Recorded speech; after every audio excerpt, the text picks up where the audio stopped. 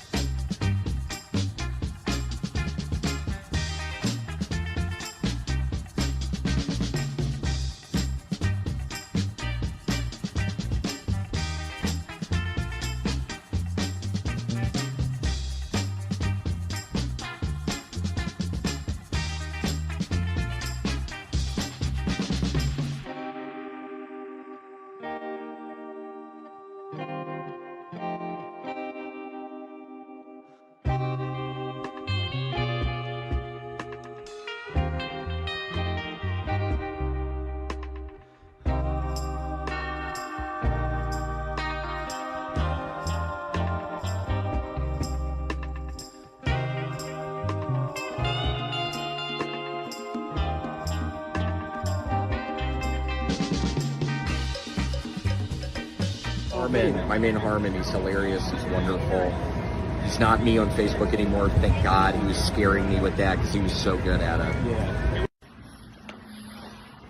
Comedy Writers Guild. Comedy Writers Guild. It's the motherfucking Comedy Writers Guild. Who's ready to fuck bitches and get funny?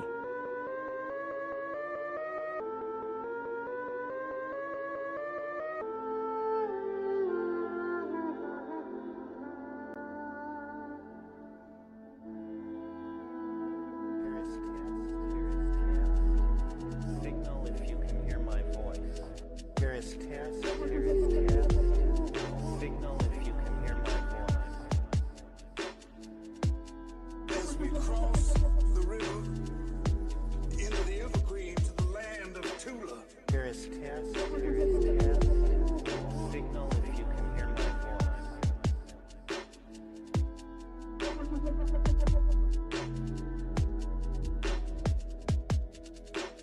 I remember when I built the pyramids, right? It was tough. It was tough as a motherfucker.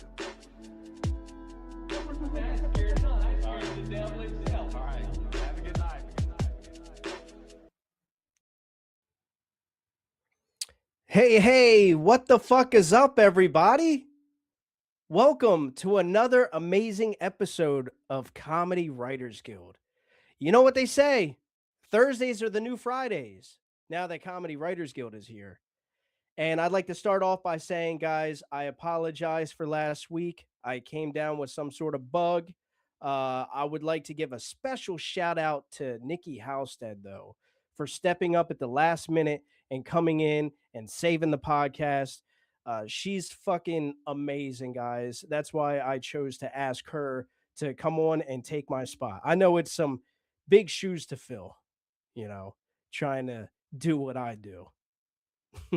Just kidding. Nikki fucking nailed it. I only saw the first interview, but Nikki, thank you again so much. I really appreciate it. You fucking killed it, big fella. And then also, while I've been gone, let's give another couple shout outs.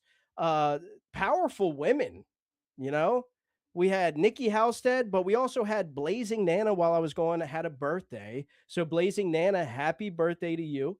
And then we had CWG mommy, Amanda Burns.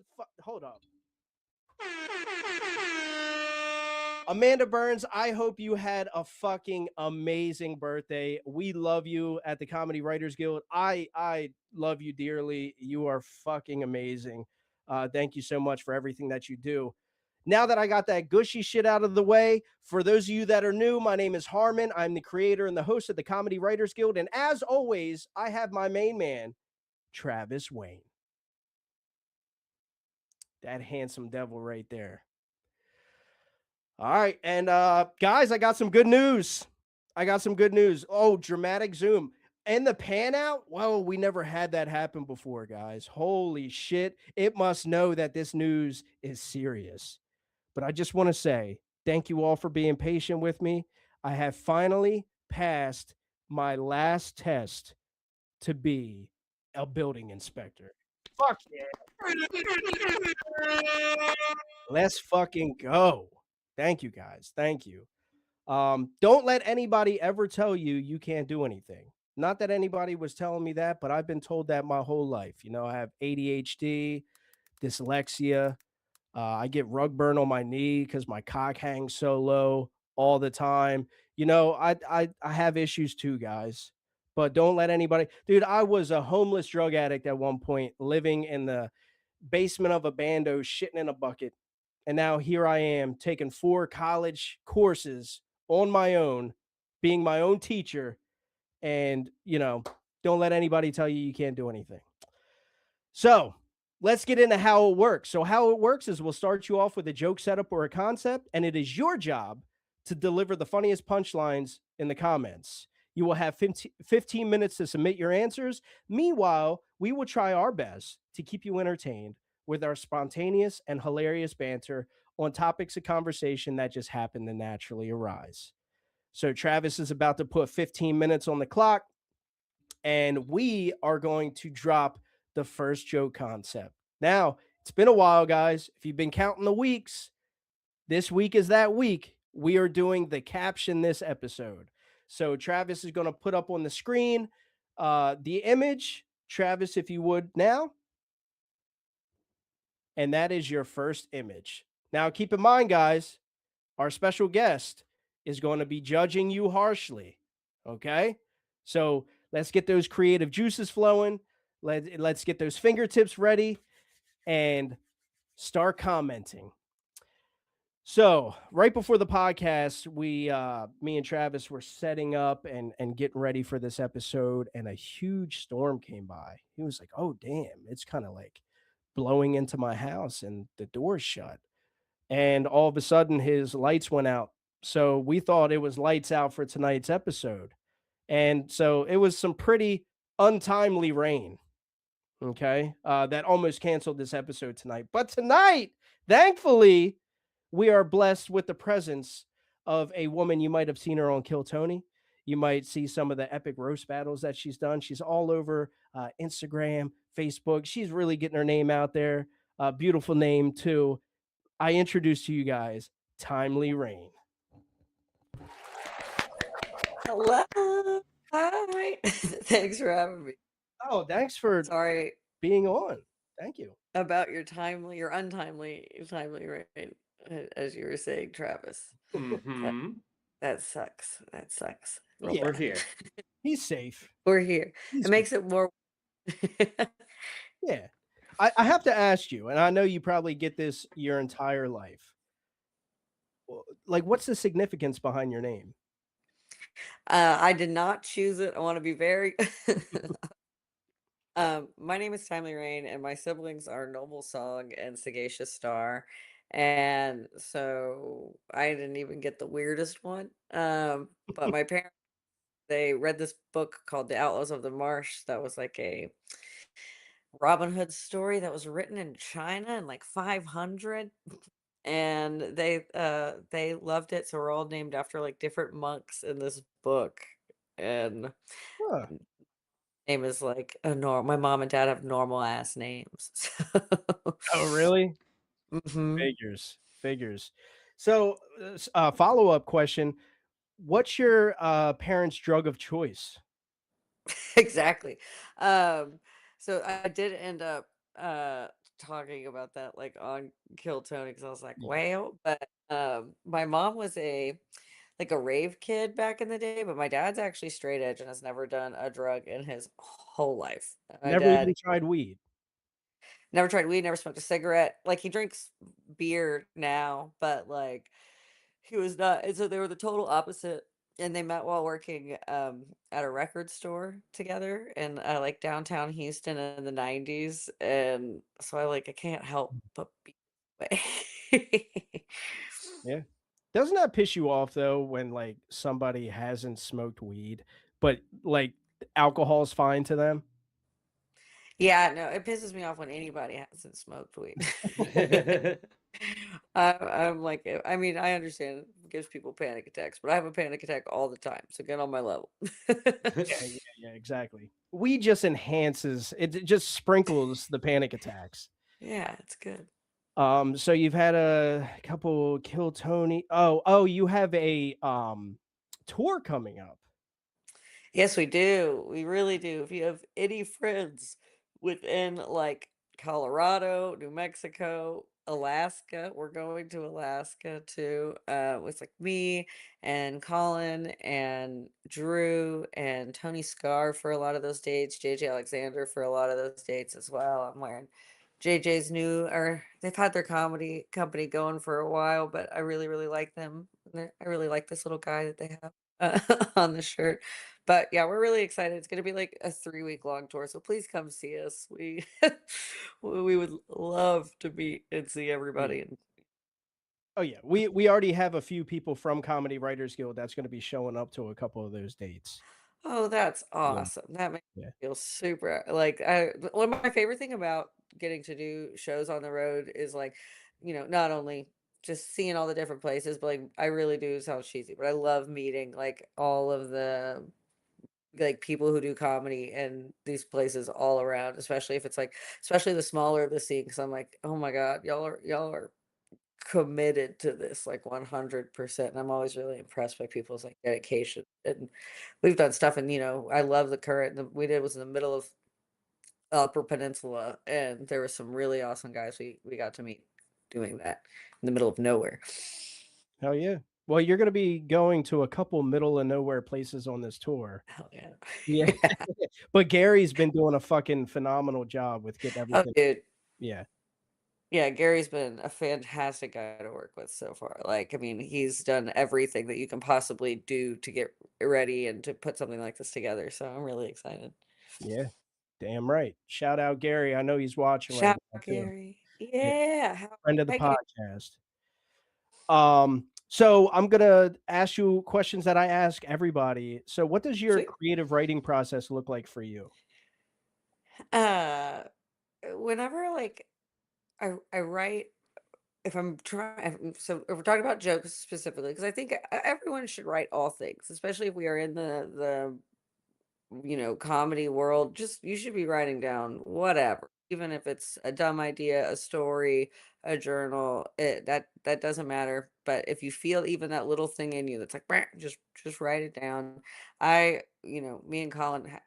In other relationships, I think it'd be terrible, but we're both comedians, so it's like we still do I get mad at him sometimes, but he'll say some dumb shit. It's like I gotta write it down, and we'll do the so my process goes from like, if something happens, usually I write a lot whenever like some big major life event happens. That's usually when I get a lot of really good new jokes because I find a lot of humor in like the really sad, fucked up things that happen in life and in my life. And so I want to find a way to like spin it on its head. And like if I can't figure out something, I'll sit there and like literally in the shower and like Rolodex options in my head until I kind of come to something. And usually I like try to find a nugget, like a punchline that I like, and then I'll go on stage and like try to not give myself too much um like parameters and just like, okay, here's the setup, the punchline that you eventually want to get to, and try it on for size. And then I'll do Mm. that like the times. I'll go back to writing it down, maybe fix something. I'll get an idea while I'm writing, and then I kind of like go back and forth, like I don't know, doing pizza dough until it becomes a joke that I know I can just kind of pull out. So that's kind of my writing process. I think. I like that. I love that actually. Thanks. Yeah. Thanks. I like the one that you did where you were like, you were talking about Colin and you were like, he sings Wicked with you in the car, so your mom Yeah. hates him, but he's also racist, so your dad loves him too. And that's yeah, and that's just like, that's very my dad's not really racist at all, but, like, Right. I get it. I come from, a very Southern family, and so it's a tight walk to it's a tight rope to walk of, I'm like, "Oh, he impressed both sides of my family." That's not all to do that, usually piss one of them off. My mom's like, he doesn't care about your feelings, he only likes baseball." Or the my dad's like, "Who the fuck is that girl you're bringing her?" Right. Yeah. Oh man, I just had a question that just left me. Yeah, well, actually, I was gonna say, you reminded me, I have bad ADHD, and you were saying you're uh, ADHD and you're dyslexic, and I probably am. But my dad is really dyslexic, but like that's why my writing friends. I also try to not fight. Like me and Colin have so opposite writing processes, and they're both very, and you just like you can't, especially when you're, someone who has ADHD, you can't put yourself in a position to be like, I will sit down and write. It's like if that's not what yeah. your brain to do what your brain wants to do, and I promise you'll get like more out of it. So that's Let me ask you this, since you have ADHD too, do you have issues with like recall on stage? yeah, but it's honestly been the best medicine for it in the entire world. Because like I used to have, incredible memory issues. I was a drug addict during COVID for like the whole time, doing like acid and whippets and Molly every day, and I couldn't remember where I was. And then like I quit all that and I started doing stand up, and like I was able to like remember better and talk better. I had like a weird little fucking stutter from doing too many whippets, and now I'm not the best talker, but hey, I do it for a living. Yeah. And so I'm about taking those things that are like my weaknesses and just being like, you know what, fuck it. And then also that is the thing with like recall is like why I don't write I write word for word my joke down like after it's finished, so that way I like, and I've been doing this for 4 years now. I'm mad at myself for not doing it at the beginning because I can't go back and see. I'm like, what does gerbil mean? Like when I look at an old set list.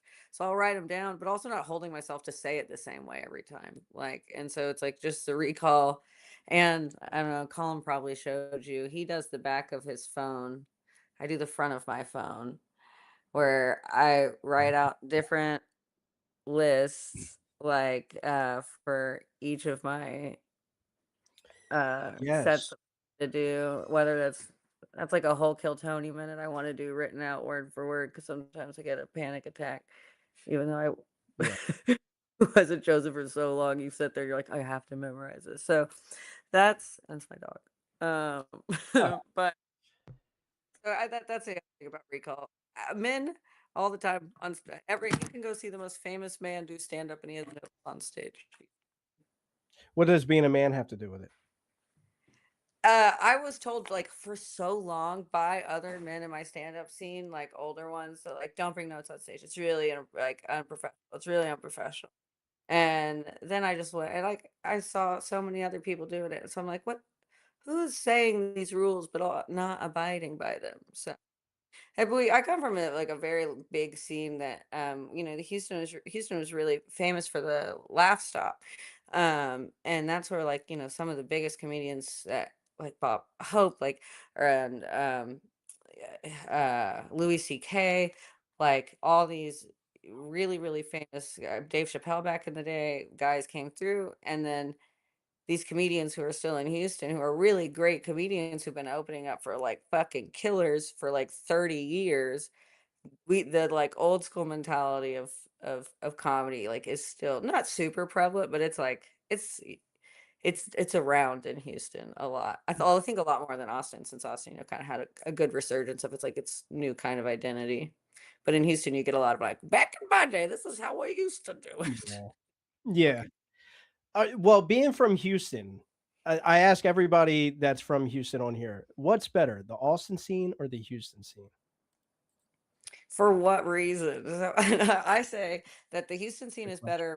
better to get good, and then like if you want any kind of recognition, obviously like going to Austin can be better. But I think anybody can get kind of recognition if you message your headliners that are coming through and you work with clubs and whatnot. But Houston, our clubs are pretty like exclusive. Like you gotta, kind of be in the club or whatever. And I'm past it. I'm very grateful, for the times I get to spend at those clubs. But in Austin, there's a real sense of everyone's like out, they want something. And in Houston they do too. But Houston you go to get good because they'll humble you. Oh, yeah. Houston, Every yeah. time I think of Houston, I think of Mike Ryan. Of course. Yeah. Uh, that Have you checked out his new club yet? so it's not open yet. Doesn't open until August 8th. And Oh shit. uh, yeah, I he thought said it just opened. I think he was like talking about maybe doing like a pre-opening thing, like, but then that didn't happen. But they're for sure opening August 8th, and he's like already got a whole mess of um like headliners coming through, and I think he has tickets up for sale on Eventbrite. It's called the Pink Flamingo. Yep. And I think that's it. Yeah, this Pink Yeah. Flamingo. Mike's been one of my good friends for a long time. We used to be rave kids back in the day, and I had done comedy for about a year and a half, 2 years when he started, and he asked me, all these questions, and I was like, he says I convinced him to do comedy. I did not. I want to right now. No, but I really, he's one of the world, so I'm happy for him. I'm Yeah. excited. Yeah. We've had him on the podcast. He was awesome. He was actually in a green room when he was on here doing his half hour. And then he walked out at the end and like showed the stage and all that. It was pretty cool. Um, That's so much. yeah, So definitely.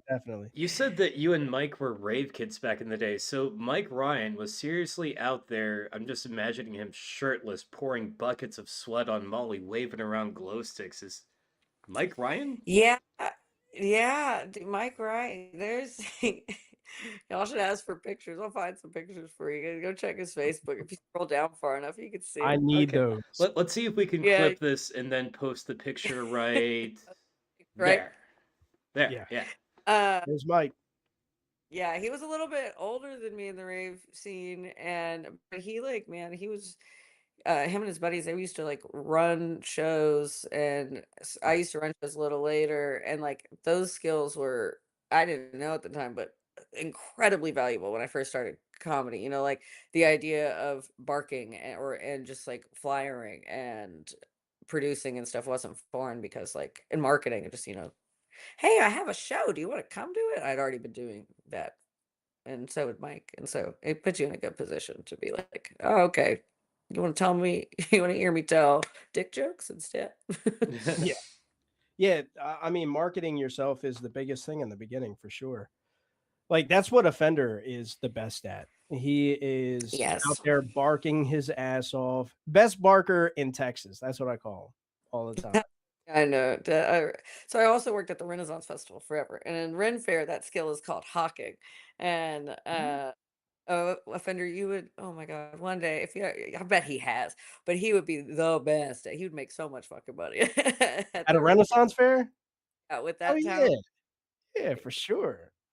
I loved that. Was like one of my skilled positions, is like I love being able to call and just get people in. Yeah, Offender is like, I love. We sat and talked about comedy super late the other night, and that's the other thing. It's like important is like in the beginning is like branding yourself, but also like at the very beginning, I didn't get booked on a show for an entire year and a half when I first started stand up, because that's like again how it is in Houston, where it's a much more old school mentality, where it's like you gotta put your time in, kid. You're not gonna get a show till you've been doing this for a while. And so like I came from like, I had already had a marketed brand of a personality because of the rave stuff. So people knew me, so people knew I was doing comedy. So they come to open mics. And then by the time I did start getting booked, which was like a year and a half or a year after I started doing open mics, was like I think when that actually skill became useful. But it did kind of feel good for the first year and a half, just fucking trying, being like,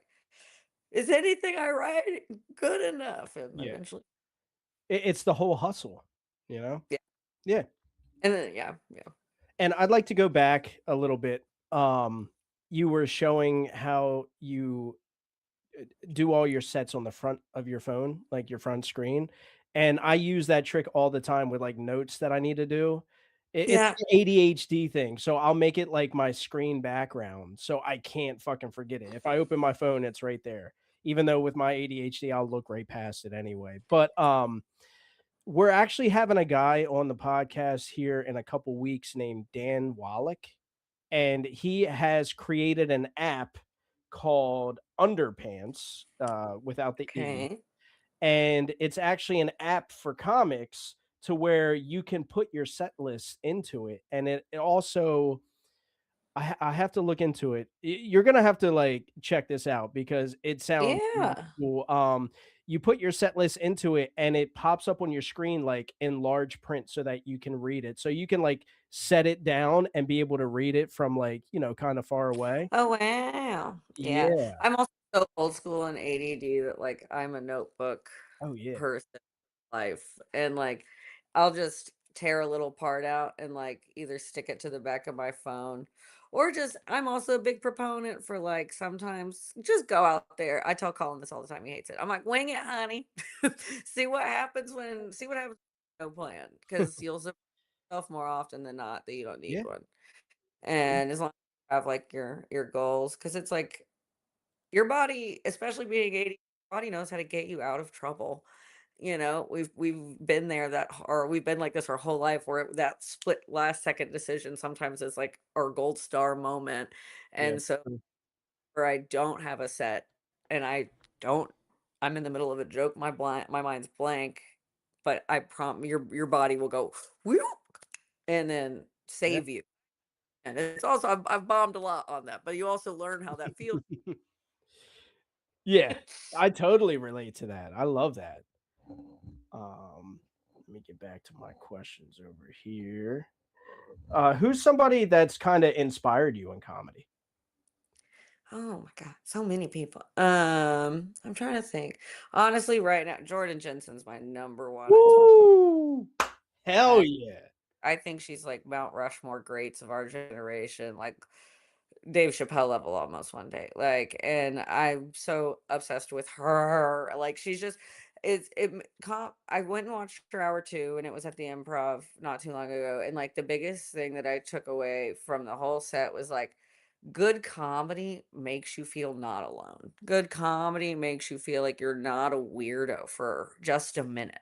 And it takes one of us being the fucking weirdo for everyone else to go, "Oh no, that's me." And so like I thought I was a weird girl, a straight, kind of mask weird butchy girl my whole life alone. And then I go see Jordan Jensen and I'm like, "Oh my God, that's that's me." And, like, I think that's good, and I know maybe that shouldn't be good but I think all if you think of your favorite joke as you go, "I think that too."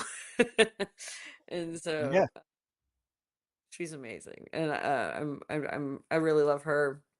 I also love like uh Sarah Sherman as well. She's on Saturday Night Live. She's Sarah Squirm. She's like the body horror comedian. And I hate horror. I hate it so disgusting. But I watched her like a few years ago when I first started comedy, and it broke my brain about like what stand-up comedy actually can be, because she just went and did like the grossest, like, is this blood from a period or is this blood from chopping my finger off? Then pretend to chop her finger off and like Huh. crazy. And I hate that stuff, but I was laughing, and so was hundreds of people. And so that was one of those things where I was like, you could you could do whatever. Stand-up comedy, you can do whatever. Yeah, that's the thing with comedy. Like you can create your own lane. Yes, yes, exactly. So Yeah. so many. Yeah, Jordan Jensen has definitely created her own lane, and I loved how you just explained that too, because it makes you not feel like a weirdo. It's like she has these intrusive thoughts and she just vomits them on stage. Yes. I find like that's a lot of my stand-up comedy, and that's also I love her because I'm like that is I never want to like emulate someone's style in any kind of way, and it feels so good watching like a woman do the improv and just like fucking tear into this drunk ass Houston, Texas oil eating his wife probably, and she's like telling him that. And then like I get to go on stage the next week and I'm trying to do my roofie joke and some guy in the crowd's like, "Woo!" And I'm like I get to be like, "Did you fucking roofie me?" And then I'm just like, "Oh, there's it feels like I'm like I don't know, it feels cool to be close in that kind of way to people, because like I mean we haven't even had killer ass female stand-up comics like that for very long in history, so we're really watching history being made to a degree. Name one more female comic that you love. One more female comic that I love. I love I'm trying to pick a good one, or one of I love Amber Autry a lot, and I think she's from Nashville, right? And I love her bubbly ass person. Or no, maybe she's not from Nashville, but I don't know. But she is like bubbly and funny and so real. And the way that like she does crowd work is crazy. She's also super nice, and her audience is like just like. I didn't know Houston had that many lesbians in it. I worked the door for a show, and I want my audience to be one day. Not really, but I really, really love her. She's awesome and she's so spunky. And I'm someone who is very spunky like that sometimes. And I think like I look at it when sometimes I'm like, oh, it's in a bad light, and she just takes it and is like not afraid to totally be yourself. So Yeah. The most authentic people are the ones that you kind of want to like look up to, you yeah. know? Mhm. So yeah, that's what I always say. It's like a good joke is great, but like a true joke, honestly, is probably better. Yeah. Yeah. All right, so if you had to sing one song every time that you entered a room, what song would that be? From start to finish. Yeah, I Yeah. mean, that's the rules. Okay. Defying gravity. No, I'm kidding. Actually, my karaoke song is Gucci Gucci by Krayshawn, and I think that's the only song I know all the words to. So that song. I don't know that song, but we are going to cut this and edit it and enter that song now. Okay. And this is the part where it gets taken off of Instagram for copyright claims. Do you have any useless talents? Um, I can play with like. Do you know what a kendama is? No. I think I might have it right here. Hold on. It's a Japanese ball and a cup toy. Oh, Oh, I think yes. yes. I guess that is a useless talent. Yeah, I got it right here. I knew I brought it back for some reason. It's this thing, and it's really useless. There's no point to it. Every kid in Japan, by the time they're like 6 years old, is a master at this, and I am like proficient of like a 3-year-old, but it is very hard. We're pretty good at that. I don't know. I used to be a part-time clown. I'll do anything. I work at the Really? Ren Fair. Why do I feel like that object has been inside of Colin's asshole before? Oh my God, he would never let me. Have you met that man? He doesn't even let me touch it. You gotta roofie him. Damn. Yeah. Oh, who do you think buys the roofies in this relationship? Fair. If you could pause time for 10 seconds, what would you do? Probably think of an answer to that question. Yeah, probably think of an answer. I don't know, probably steal a bunch of money. I wouldn't want to fuck with anyone. That doesn't make me feel good, but I would probably steal money. Hell Well, yeah. I don't feel like I've been fucked with, but all my money's gone. All my Yeah. money's gone. My Hey, pockets seem a little lighter all of a sudden. at least I didn't touch you inappropriately. Those are, I feel like, the two options. Yeah, really. Yeah. It's either For money stopping or time. fondling. Money. So if you weren't doing comedy, what would be like your dream job? I used to want to be a restaurant manager, like for like a Michelin star restaurant and stuff like that. That was really important to me for a while. But I think like now if I quit comedy and like didn't, which I never will, like there's like videos of me on Netflix saying I've done Molly and cocaine and ketamine, so we can't. Yeah, you're in this for life now. I'm in this for life now. But like I loved teaching too, like a Montessori teacher. But I don't know. Honestly, if I really had to do it, it'd be a Ren Fair Rennie Carney forever. Damn right. You're a true weirdo to your core. I love it. Yeah. I loved working at Ren. So it made me like be confident enough to do comedy because you have to make people laugh for 12 hours every day while you're dressed up stupid. And I was like, I want to do this, not dressed up stupid. Yeah. Hell yeah. All right. Well, we are actually going to move on to what this podcast is all about. And so you remember the image that I showed you earlier? Oh, yes. Okay. I have it right here. Jesus rocking the headphones. Doing So his. Travis, if you would read off those joke concepts, or no, the punchlines. Gotcha. All Sorry. right. The first one comes from Mr. Steve Kerner. Steve said, Jesus listening to Alex Jones talking truth about the Jews. Okay. Next up, we have Dan Zilla Drums. And Dan Zilla Drums said, Jesus listening to Sauced in the City to help him take a shit. Okay. I like that. I like the idea of Jesus having the shit still. We don't talk about that enough. No, we don't. You're right. Next one comes from also Dan Zilla Drums, and Dan said, when your Bluetooth headphones accidentally connect to the phone in the pocket of the person in your basement. That's pretty good. Ooh. Creative. Next up, once again, Dan Zilla Drums. Dan said, when you're listening to Amazing Greats and DJ Khaled drops the hook. I kind of hate that, but Next up, we have Clarence Ray Ash. Clarence said, "A golden ticket? For this? Jesus only listens to Kill Tony." I hope not. Next up, we have Mike Freezy Coolin, and Freezy said, "Jesus lost his ear pod." Okay. From Juan Sancho Villa, Sancho said, "Jesus listening to Sam Bass telling a joke." Mm. All right, so Timely doesn't know the lore behind Sam Bass or Sauce in the City, but really they're talking there's this guy in Comedy Writers Guild. I actually had him on as a special guest, and everybody fucking hates this guy. I It's don't. like no, not really. They don't real they love hating on him. Because his jokes seem like he's just typing a prompt in the chat GPT and then posting them.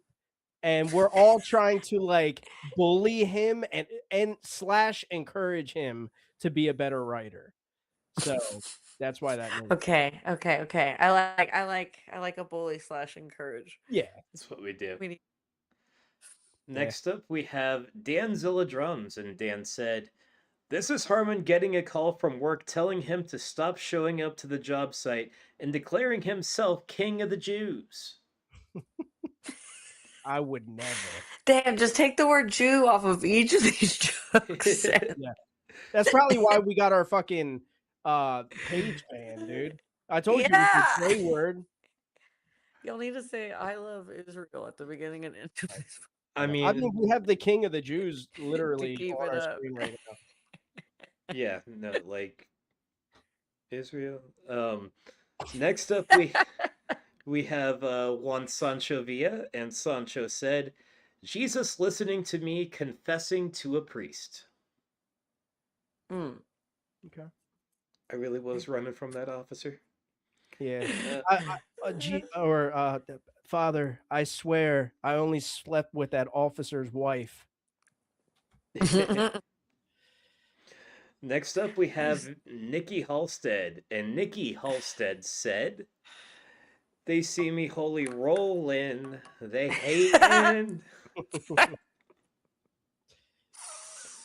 That's pretty good. Next is Clarence Rayash, and Clarence said, "What if Jesus came back this Easter as a reaction podcaster? Why all the hate? This new Harlow low key slaps."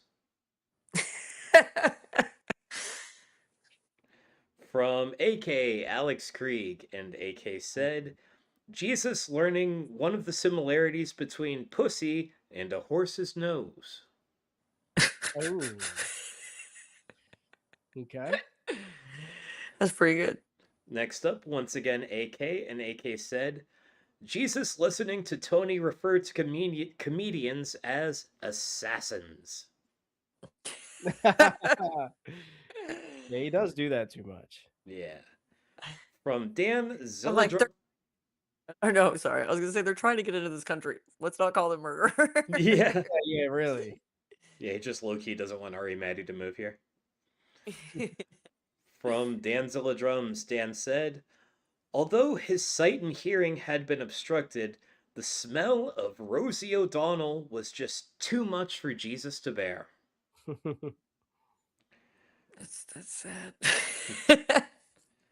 From Nikki Halstead said, "When the devil spit in that fire, but you mad at him and gotta pretend you hate it." I kind of like that. It's I like great. From Drew Lovett, Drew Chickens, Drew Ooh. said, "Jesus after seeing Trump's Jesus post." Yeah. From Pickle Rick Silva, Rick said, "He is listening to that new Taylor Swift." That's good. Shut up, Pickle Rick. Shout out Pickle Rick. Yeah, that Oh, guy. shut up. Not shout out. Shut up. That dude No. will never make it on this fucking podcast. No, hey, fuck you. Block him. Yeah. She's got the right idea. She's only been here for a half hour. She already knows Pickle Rick should be fucking banned. I mean, we like to watch him try it. He never has won at this, and he never will win. No. Oh, boy. No. It's another like bully encouragement thing. Uh-huh. Where we Except want them to be better. Yeah, yeah. I don't think I think Sam Bass has a better chance of being good at comedy than Pickle Rick does, if I'm being honest. who Mm. better bring that fire. Wah, wah, wah, wah, wah. All right, last one. This one comes from Phil Lombardo. Mm. Excuse me. And Phil said, "Tool sucks now." And that's it. Dude, I'm not accepting that. No, Tool doesn't suck now. Fuck you. That's fun. Nah. That's pretty funny. All right. Did any of those stand out to you? I did like the They See Me Holy Roll. What that one? Okay. That Yeah. song was good. It was like what was like the second or third of Dan's like at the Yeah, beginning. Dan had some fire ones in the beginning. Was it when you're listening to Amazing Grace and DJ Khaled drops the hook? No, I think it was the one before that. Yeah, I it did was kind of like the Alex. I did like the Alex Jones one. yeah. Oh, the Alex. I don't think that was. Or Or was Joe it? Rogan. Right before that. Yeah, who said the Alex Jones bit? I think it was Dan, but Dan had one other good one. And Yeah, I think that's the one you laughed at the most. he had a couple of Yeah, other I good think so. ones. I think we got a good laugh out of Jesus listening to Sauce in the City to help him take a shit. Yeah, that Yes. one was good too. Yeah, Dan is actually he won most wins on Comedy Writers Guild of 2025. So he Oh, won a CWG award. Yeah, he's fucking hilarious. that's awesome. Good job, Dan. Yeah. And the person who won funniest guest was actually Alexa Irizarry. I don't know if you know her. Oh, I love her, dude. Yeah, we're good friends. Love her. Love her. Love her. She crushed her last Kill Tony appearance like crazy, dude. That was insane. Oh That yeah. was awesome. Oh yeah, she really did. Actually, she came on twice. She came on here twice because she hit me up and she was like, "Hey, I made it on Kill Tony. Can I come on before it drops?" And I was like, "Fuck Oh, yeah, nice. you can come on." Yeah. No, Yeah. she crushed. I was there that like I was so or I think I saw her the next weekend and we got to be like, oh my God. So yeah, I'm really proud of her. Yeah, she's funny. Out there kind of energy is like exactly what you need to do in that situation. Mm-hmm. You got it, Travis. What else did Dan say in the beginning? He said, "Hang on, I was looking for that other one. I think I just scrolled past it." He did. That wasn't it. Jesus and the Sauce in the City. When your Bluetooth headphones accidentally connect to the phone of the pocket of the person in your basement. Oh, I kind of do like that one. Yeah, All that right. that was the other one. So It's you have to pick one out of all of those. okay. Mm.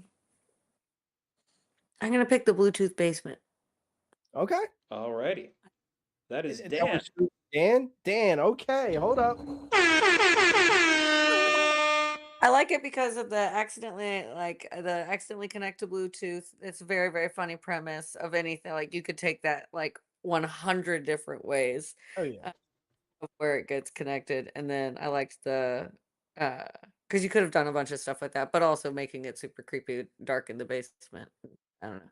I guess we're all Jesus's people he keeps in the basement, technically. So You ever heard Dan Soder's bit about connecting to Bluetooth?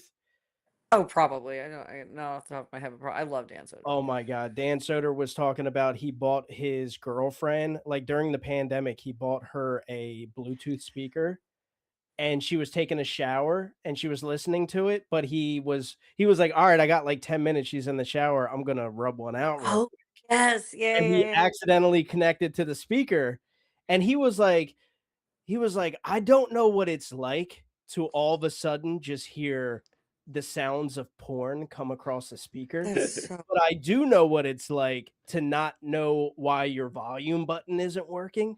He said, so she's trying to turn it down and I'm just like harassing her with porn sounds, and he said it's so amazing. Dan's fucking that's so so yeah, I good. love him. I love him. Yeah. But thank you for coming on the podcast. We put all your links in the description below. So Sweet. anybody who wants to find you, you guys can go check that out. You also have a tour coming up. It is the Golden Ticket Tour. Yep. And you can find that at goldenTicketTour.com. I think we have that in the description below. And anything else that you would like to talk about?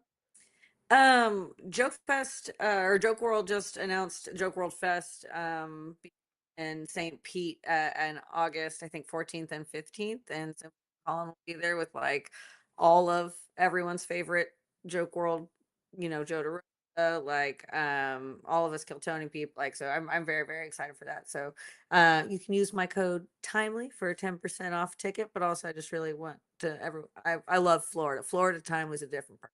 So I hope to see all of you guys on tour. This was so fun. And if y'all are ever in Houston, hit a girl up, especially if your other comics. I have a laundry list of open mics I can send you and people y'all can talk to here in Houston. Sweet. Awesome. Thank you so much. Yeah. Well, thank you for coming on. You've been an amazing guest, and I appreciate it. Thank you guys. Y'all are awesome. Take care. Bye. Peace and love. Let's see. All right. So we got Danzilla. And speaking of which, I got to send you something, Travis. Okay. I don't know who has seen it. Woo! But our man, Phil Lombardo. Travis, are you still there? Yeah. Okay, your screen went out for a second. Phil Lombardo got onto Sauced in the City. Yeah. I heard about that. I didn't know if he was being serious or not. I guess I'm about to find out. Yeah, if you could, I would like you to play something. And then he had a savage response. Maybe I'll just read the response and we won't show it. But Travis, I am sending something your way. What's up, Dan? We just need a moment here. Sure. All right. So I'm sending that your way, Travis. Let me know when you have that all ready. All right. Dude, I feel like you have a different background every time, dude. I don't have the lights on today. Is this something you're wanting me to put up on the screen? Yes, Okay. please. Yes. Dan, did you see Phil Lombardo getting on Sauced in the City? I got part of it, yes. Yeah, dude. All right. There was only literally part of it. Okay, then yes, I saw it. I thought. I got it here. You want to run it? Yeah. Have you seen it, Travis? No. Let's go. Fucking run it, guys. All right, guys. This is Phil Lombardo, his debut on Sauced in the City. Person. All right. One moment here. Let me back that up and then share the screen. Back that ass up. That's what I thought too. Copyright. All right. Playing it. Person. And we're going to put Lakeisha to the test. Whose day do we want to hear There's no about sound. next, Lakeisha? Don't. DNT. Is there sound? Yeah. No. Close enough. Chat DNT. Chat DNT. Hello there. How I got are no you? audio. Welcome to the show. Welcome.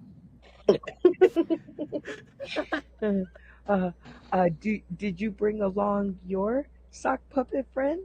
No.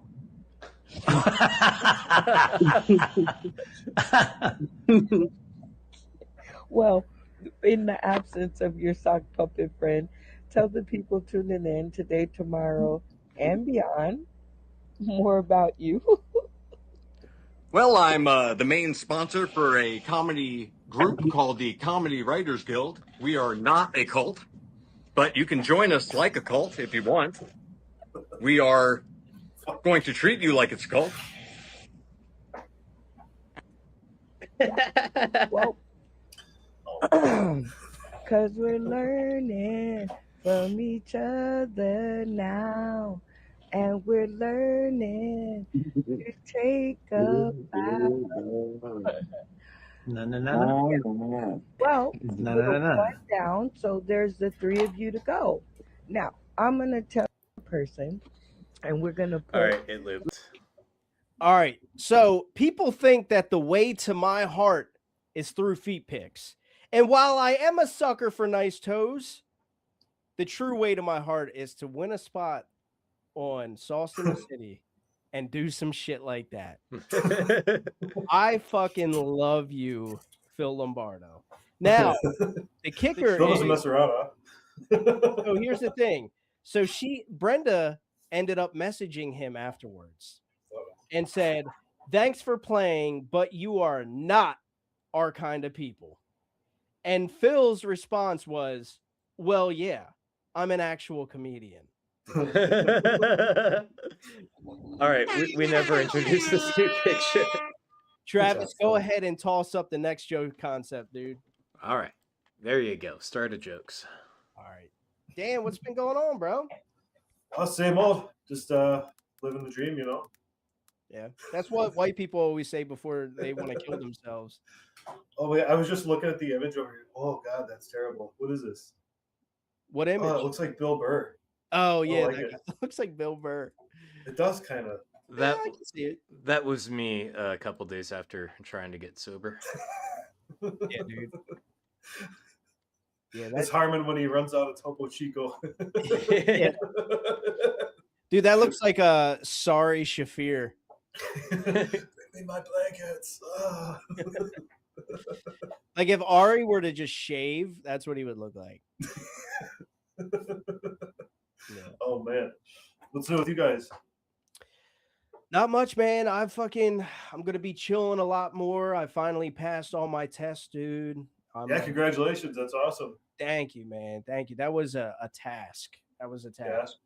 Yeah. It's literally college course. Like the tests that I had to take were what engineers have to take to be able to become engineers. Yeah. But there's no teachers. It's just I have to do it all myself. So like with my ADHD, yeah, dude, it just consumes so much of my time, and it's taken me 2 years to get through it all. But I'm finally done. So now I won't be abandoning my kids by coming up here and studying. I'll just have more time to abandon them to be with you guys with Comedy Writers Guild. Yeah, it's kind of like when you have like a financial overage at a business, like this time that you've now allotted to do school is now yours, as long as you fill it. Yeah. But if you start not spending that time up here, then it goes backwards and you lose that time. You'll never get it back. Yeah, pretty much. So you're always going to have to keep using that space of time. That's like what they call girl math or whatever. That girl math. I'm trying to think of an example of girl math. Like so, there's a premise. Yeah. Give us an example of girl math. There we go. I'm writing that down. We're getting stuff done. Give an example of girl math. Yeah. Yeah. Anything new with you, dude? Not really. I would just I've been writing a lot more stuff now, but I don't like have anything for like anything really to do on here. But I've been like doing stuff differently all of a sudden. Like instead of doing like one-liner kind of things, I've just been, because I use like the notes thing on my phone or whatever, and just like talk into it and shit. But I've been doing like more like the shit is like more like paragraphs. Yeah. Of stuff, and more like a long form type thing instead of just this little like da da da da da da kind of like, because I have all these little short little da da da da da kind of like jokes, that are like very like whatever, and I've been just having a lot more fun with that, like coming up with like an idea and then like just going off on it on like different ways in like different sections and stuff like that. If that makes any sense? No, absolutely. Yeah. Because I do that too. And then every little da da da da da da that I write in my mind, that's like the trigger that reminds me that there's more to it. I just wrote it down. Yeah, exactly. And that's why I like it, because I feel like I'm actually coming up with real ideas about actual thoughts I have, and not just trying to think of the funny ending to the beginning of something else that I don't give a shit about. You know what I mean? Totally get it. Totally get it. So I've been just kind of having a lot of fun with that recently, and I think in a little bit it'll hopefully develop into something useful. Do you have one that you want to share right now, or are you holding off? None of it's not really. It's not really organized just yet. It's a lot of dumb shit, and like I'm not sure what I want to do yet. Okay. And some of it I've also just been pre-writing roast jokes for whenever that happens. Okay. I hate to be the guy that goes against you. Oh man. Well, no, it's just been like something I make a point to do, like maybe like once or twice a week, just come up with like, a roast joke or something. I'm not like great or even good at it, but I think it's just fun it makes you think a little differently. That's kind of fun. I don't know. And hopefully I had fun with the last one. It would be cool to get, somebody, different this time, just to try it out a different way, Yeah, I get it. Somebody who's not Nathan. I have no problem with it. Nathan's a very nice guy. I'm just saying, like, if you like, I've done that with that person. Like, Yeah. I'd like to try it with, a different experience with a different person, and Next time you just get like an anorexic person. No, it's just like I said. I just I try to be nice. Yeah, I'm just fucking. I love Nathan, dude. I'm just fucking with him. I mean, I don't go that far. He's a fucking asshole, Oh, you know what, dude? Yeah. I was kidding, Nathan. What do you call it? Dude, I had a joke that I thought of, and I didn't write it down, but I was like, I'll remember this. And this was like maybe 2 weeks ago. And then I saw a reel of the guy literally almost verbatim saying the joke that I had. And I was like, fuck, because it was such a good joke, dude. It was about I said I'm a feminist. Yeah. And I feel like I qualify to be a feminist. No, how did I write it? I'm a feminist. I want to become a feminist because I think there should be more male feminists because I just know that we do it better than women do. And the guy pretty much, that was his fucking joke. And I was like, God damn it. That was so good. But I'm glad he said it. Yeah. Yeah. But then I had another one where I followed it up with nothing makes me more uncomfortable than when chicks call me daddy. And that's why I only date black chicks. Because they're not used to calling anybody daddy. Okay. Oh. Took me a second. Yeah.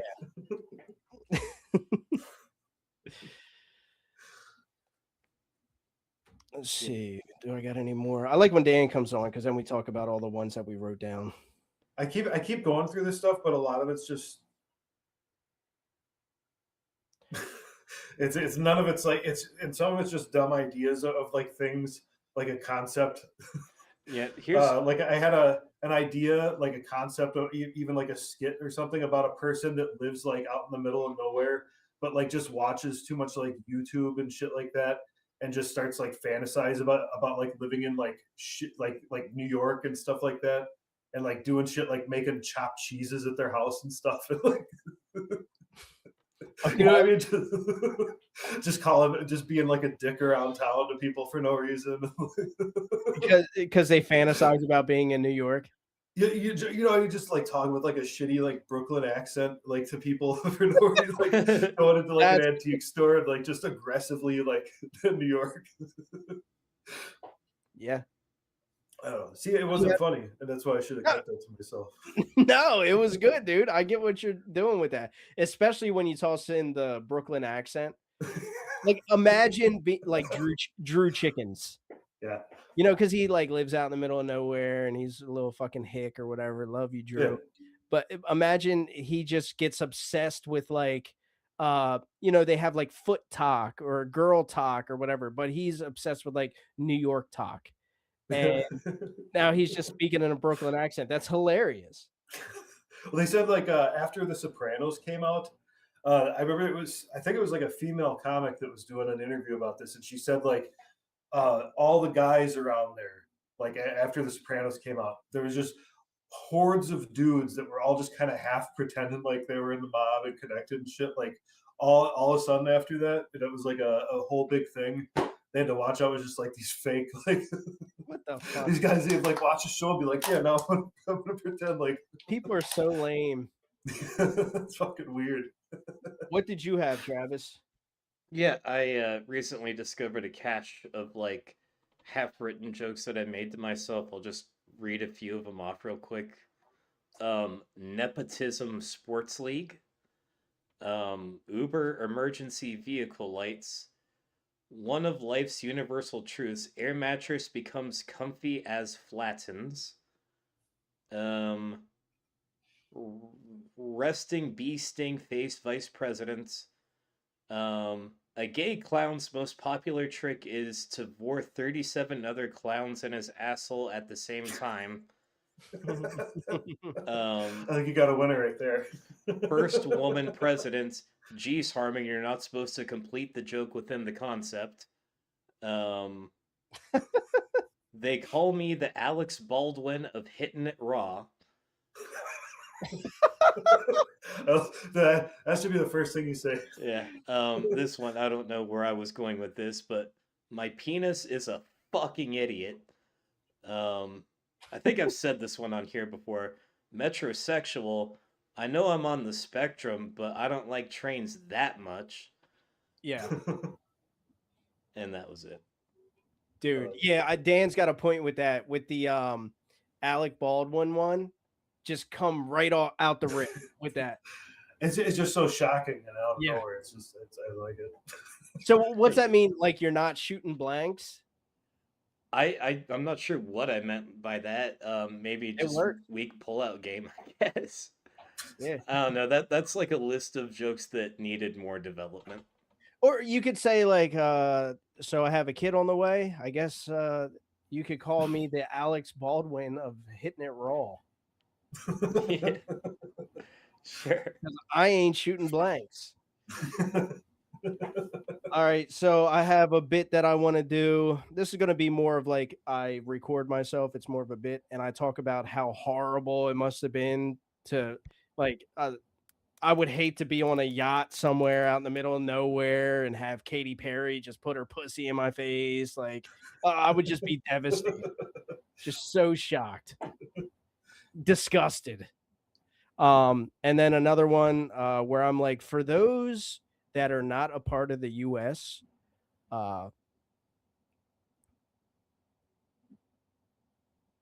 okay, hold on. I must have spelled some stuff wrong. Just read it misspelled. Roll with it. Us viditate, not fucking around. That doesn't make any sense. Those okay, maybe I should have proofread this. So for those that are not a part of the U.S., what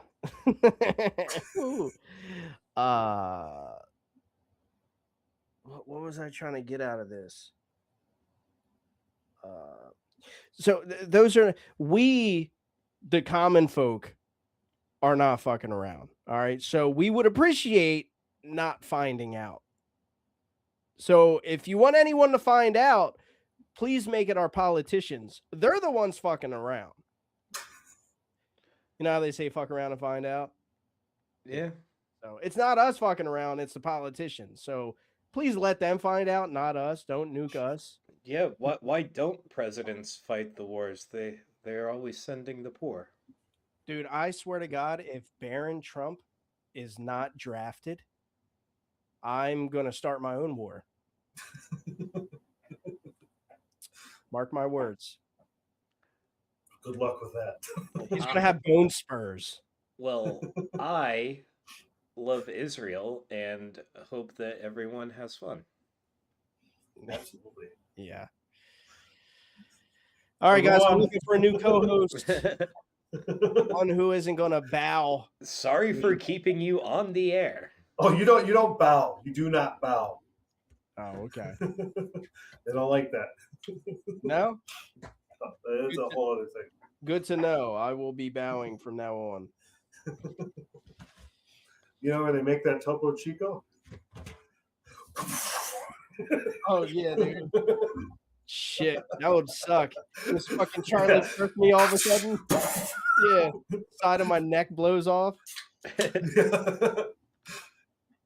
I will never bow to.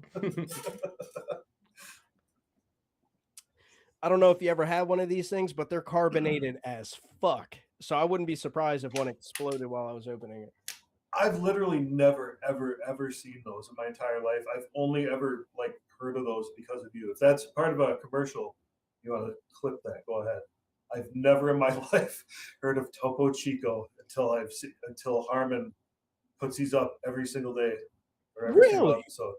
Really? Absolutely. So I single-handedly am the reason why you have heard of Topo Chico? It hasn't motivated me to drink a single can of it yet, though. I Hold will on. say that. We're gonna go back. We're gonna go back about 10 I seconds. see it in the aisle. I'm like, ah. Okay, we're gonna go back about 10 seconds. So you've never heard of Topo Chico before I started drinking it live on Comedy Writers Guild? I have not. You make it look so appealing. You look, yeah, you look like you're very well refreshed when you drink Topo Chico. Yes, very refreshing. As Travis says, Topo Chico, get your dick sucked. Yeah, they're not paying for that one. No. All right, dude. I think Topo Chico. Yo, we're deleting that.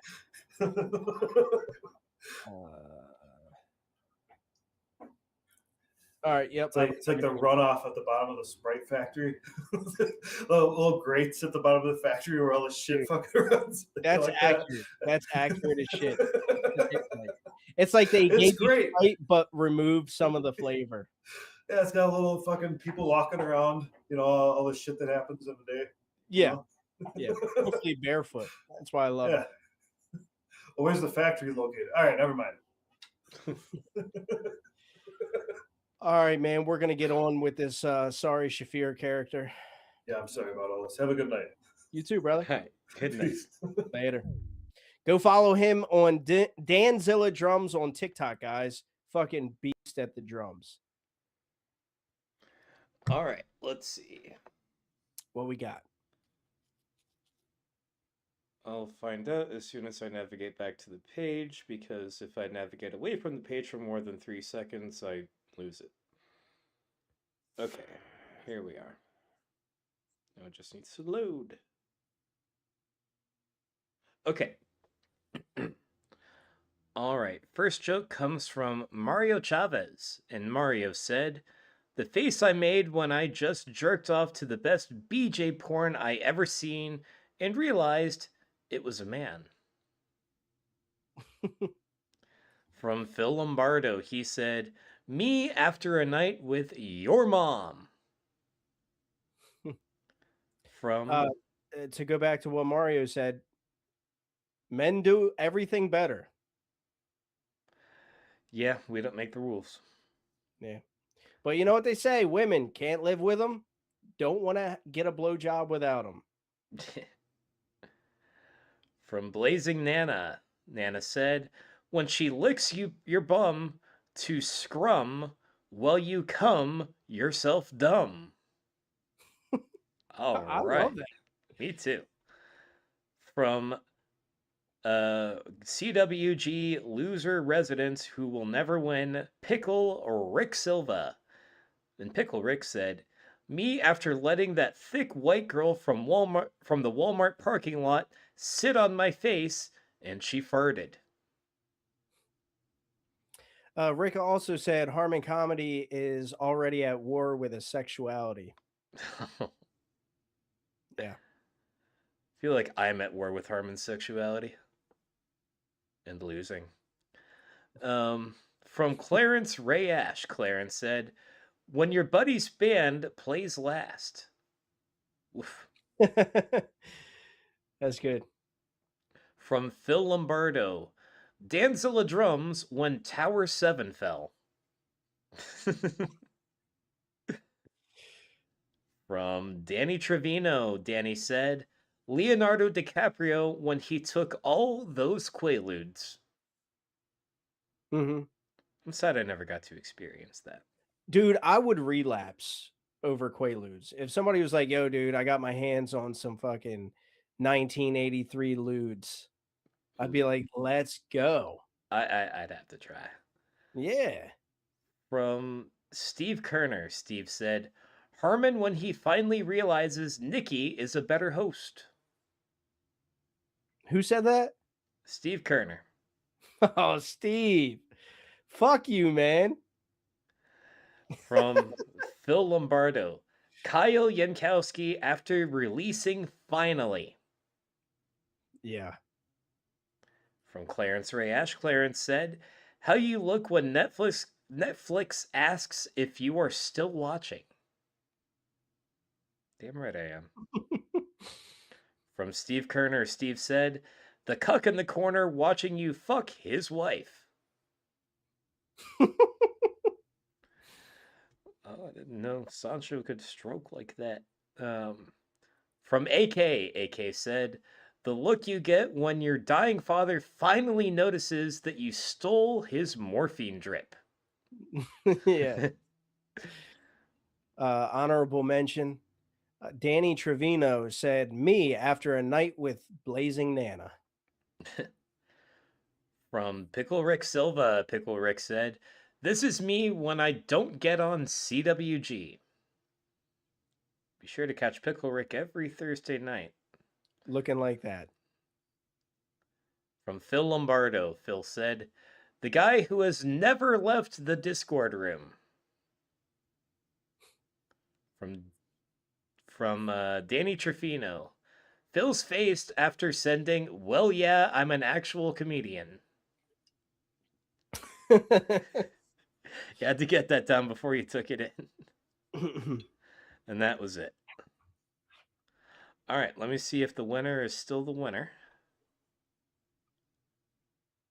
I imagine she is. Let's see.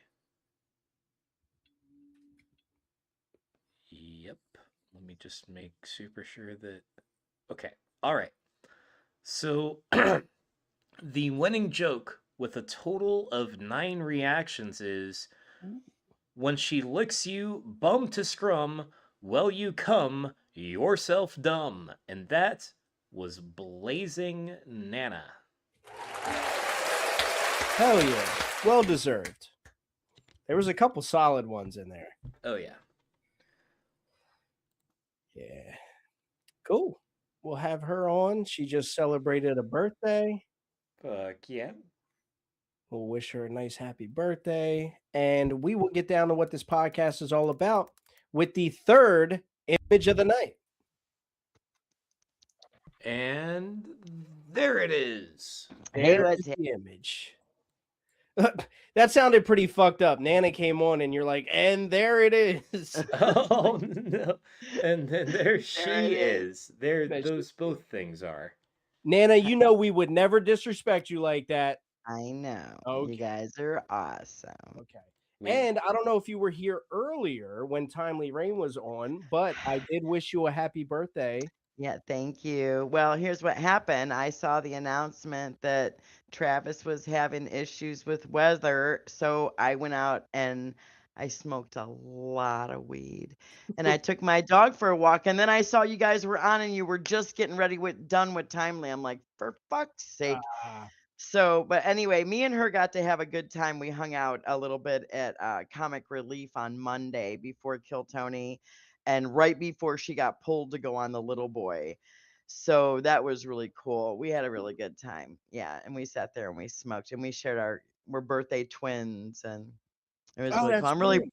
yeah, her and I are birthday twins and I'm really proud of her. She's doing so good, Yeah. and I get to see her every week, because even when she doesn't go up and use, her golden ticket thingy, she still comes and hangs out when she's in town and not in Houston doing shows and stuff. Her and Colin were both Monday, or not her golden ticket. She gets to go in Okay. with Colin. You know what I mean? Yeah. Okay. But she doesn't sign up every week. She's producing shows and It was great. I missed the whole conversation. You guys probably already heard all this stuff, but yeah, she's doing really good. And they're going on the road together and With yeah, Gary but Gia and Offender. an offender and a couple other guys. Yeah, I wonder if Tony was just added to that. Tony, Scar? Tony Scar, yeah, Mm-hmm. it's Tony Star. Star. It's Star, Tony Star. Yeah, I think he was because, or he's doing some shows because he's doing other shows in the area. He was added to some of the new advertisements I've been sharing, and I want to plug my show on Saturday. Yeah. I'm gonna be over at Kunstler, Kunstler Brewery at 302 East Lapachelle. I don't know how to say it. Lapachelle. It's in San Antonio, and I'm really high. But anyway, follow me on Instagram. And I didn't think I was gonna win. I'm fucked up to death. Going, it looks like he got his lick from bum to scrum, made himself come dumb. It just, and I'm like, I better just type it. What the hell? Anyway, Donna Lee, who has been on Kill Tony, very funny comedian, is going to be there with me Saturday. Derek Potter and Porifio Renteria is how but anyway, it's Saturday, April 18th at 8 p.m. Big Domino is presenting this, and this is a paid gig for me. I'm really proud of myself. Fuck yeah. And I would be getting more gigs if I had a car, you guys, because I turn down shows all the time because I don't have a ride. Okay, when I first moved here, I moved here to do comedy. My Social Security pays my bills. I came here to retire, do mics, do shows, and have fun. Okay. The person who I knew that lived here said, "Hey, you can use my vehicle whenever you want. Leave your little car in California, sell it, get the extra money." I'm like, right on. Here's my driver's license. Here's my social. Here's my government name. Add me to your insurance policy. I'll pay the extra. I got a virgin driver's license. I get here. He tells me, "Sorry, I can't let you do it. My car is a lease." I'm like, fuck, but I'll drive you. I'm like, okay, cool. So he was driving me to I was doing 3 mics in a week, plus I was doing Monday, just staying downtown. You can do 5 mics on Monday before Kill Tony if you get there at the right time and you sign up. Okay. I do 2 before I even go sign up for Kill Tony, unless I get pulled for the little boy, which is that open mic before Yeah. Kill Tony. I've done Mhm. it 3 times now. I've been pulled 3 times. Yeah. And I fucking murder every time. Anyway, because I'm a comedian. Anyway, I'm so high. True So professional. true professional. So anyway, he asked me if he could move in my spare bedroom. I knew this was gonna happen. I said, "No way, Jose. This is a 70-year-old man." And he said, "No." I told him, "No, sorry, not going to happen." And he quit giving me rides. He got a flat tire. It stayed flat for 4 months. And then I met Spencer, and Spencer started giving me rides. And he was staying here on Sunday night. He would get here Sunday or Monday morning. We'd go to Kill Tony. He'd leave. He would go do mics on Tuesdays. He would go to work on Wednesday. And then, he lost his job and lost his car. And I took him in and he robbed me and did a lot of bad things. So, anyway, since I haven't had a vehicle, I've had to turn down, unless I know another comic that's going to be in the lineup. I ask who's going to be there. Can you come get me? Donna Lee was going to take me to this gig. And then my friend flew in. She's in the other room. She flew in from California. So we're going to make a day of it. We're going to drive down, see the Alamo, maybe go in the basement, look for Pee Wee Nice. Herman's bike, go do my show. It's a festival there, some kind of fiesta going on, for all of San Antonio. So I'm really excited. And then I'm going to go do my show and then come home. So yeah, I'm pretty excited. I've been working on, because the guy asked me, can you do a clean-ish set? Okay. And I agree with Offender 100%. When you leave out certain words, you're shortening your vocabulary if they're used in the right way. Mhm. But I also use different words. Like, I don't say we're gonna go fuck. I say, hey, it's hanky panky time. It gets a laugh Now, and is it that keeps considered clean? it's considered clean. Yeah. Okay. What else do I say? Oh, I say it makes me tingly in my swimsuit area. And that's considered clean. And I use that one a lot. So really, clean comedy is you just got to say gay shit. Well, you don't say fuck. You don't say I Yeah. just got ass railed by 4 guys. You know what I mean? Stuff like that. You try and keep it you try and keep it like PG-13ish. Yeah. I'm saying mine is just rated R, like 17. Like, you know what I mean? Yeah, Mhm. from what I But I'm understand. not up there talking about, like I have jokes where I talk about my butthole, and I'm not gonna do that. I am gonna close with my fupa joke because it's fucking solid and it's a good closer Yeah. and it just borders on because most of the people that are gonna be here are gonna be visiting family because there's this whole citywide fiesta going on. So the crowd it's outdoor venue. It's a really good venue, right?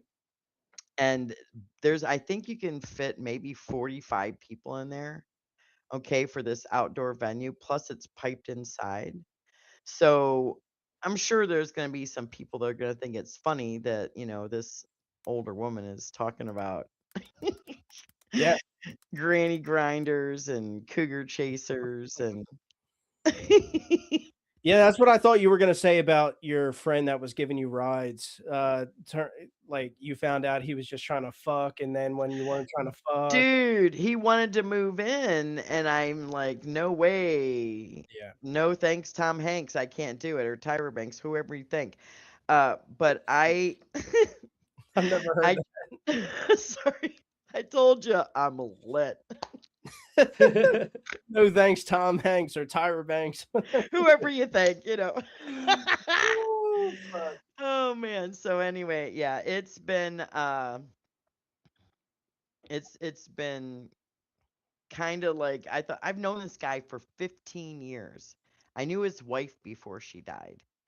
When he first told me, "Hey, you need to move out here to Austin and do comedy here. You'd like it better. It's hotter. I don't like cold weather." I grew up in Cleveland, Ohio. Okay. I lived in East Oakland for the last 10 years. I Oh, didn't want to go back where it's yeah. cold. Austin is the place to be if you want to do comedy because you can do, I told you, 5 mics a week. If I go on Thursday and I do a good set on Thursday, I'm booked for Saturday at the tiniest bar. Never fails, you know? So, I moved here because I can afford to do it. I don't have to pay $8 to cross a fucking bridge. I don't have to pay $30 for parking my little Mitsubishi Mirage. I had the tiniest little car. Anyway, and I regret leaving it, but living here a year with no vehicle when the bus system here sucks dog dick. It Really? I is thought that Austin so would be good. no, I live where there are 4 apartment complexes, okay? I'm in the 55 plus unit. There's a bunch of 200 units, okay? Another 200 units in the front and another 300 units over here. Not one fucking bus stop within a mile and a half away. The one is a mile and 3/4 one way, a mile and a half the other way.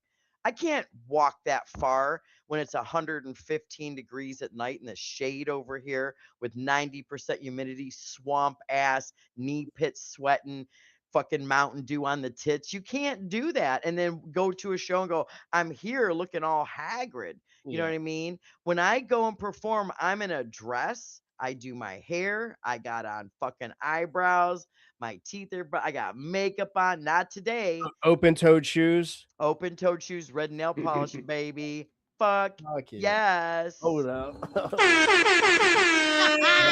yeah. Okay. But yeah, you know what? A lot of people say don't come to Austin. There's enough people here. And I will tell you this, we are all unique unless you're a joke stealer, period. There is room enough at the top for everyone. Mhm. Okay. comedy is coming back in a way that it hasn't been since before the fucking pandemic and cancel culture. We finally got another funny movie with Theo Von and David Spade with Bus Boys. And it's going to be like those movies we had in the late 80s and the 90s that I were hope so. just ridiculous funniness. And I can't fucking wait. Yeah. I can't fucking wait. Another good thing about Austin, if you're going to do comedy here, is you can pretty much talk about what you want and you can feel out the crowd. I will tell you that Monday there were some people here that flew in from Ohio. I kind of like, I'm from Cleveland, let's bond talking. And he did a whole set in a room full of comics, which open mics are, Mhm. and it was all negative Republican.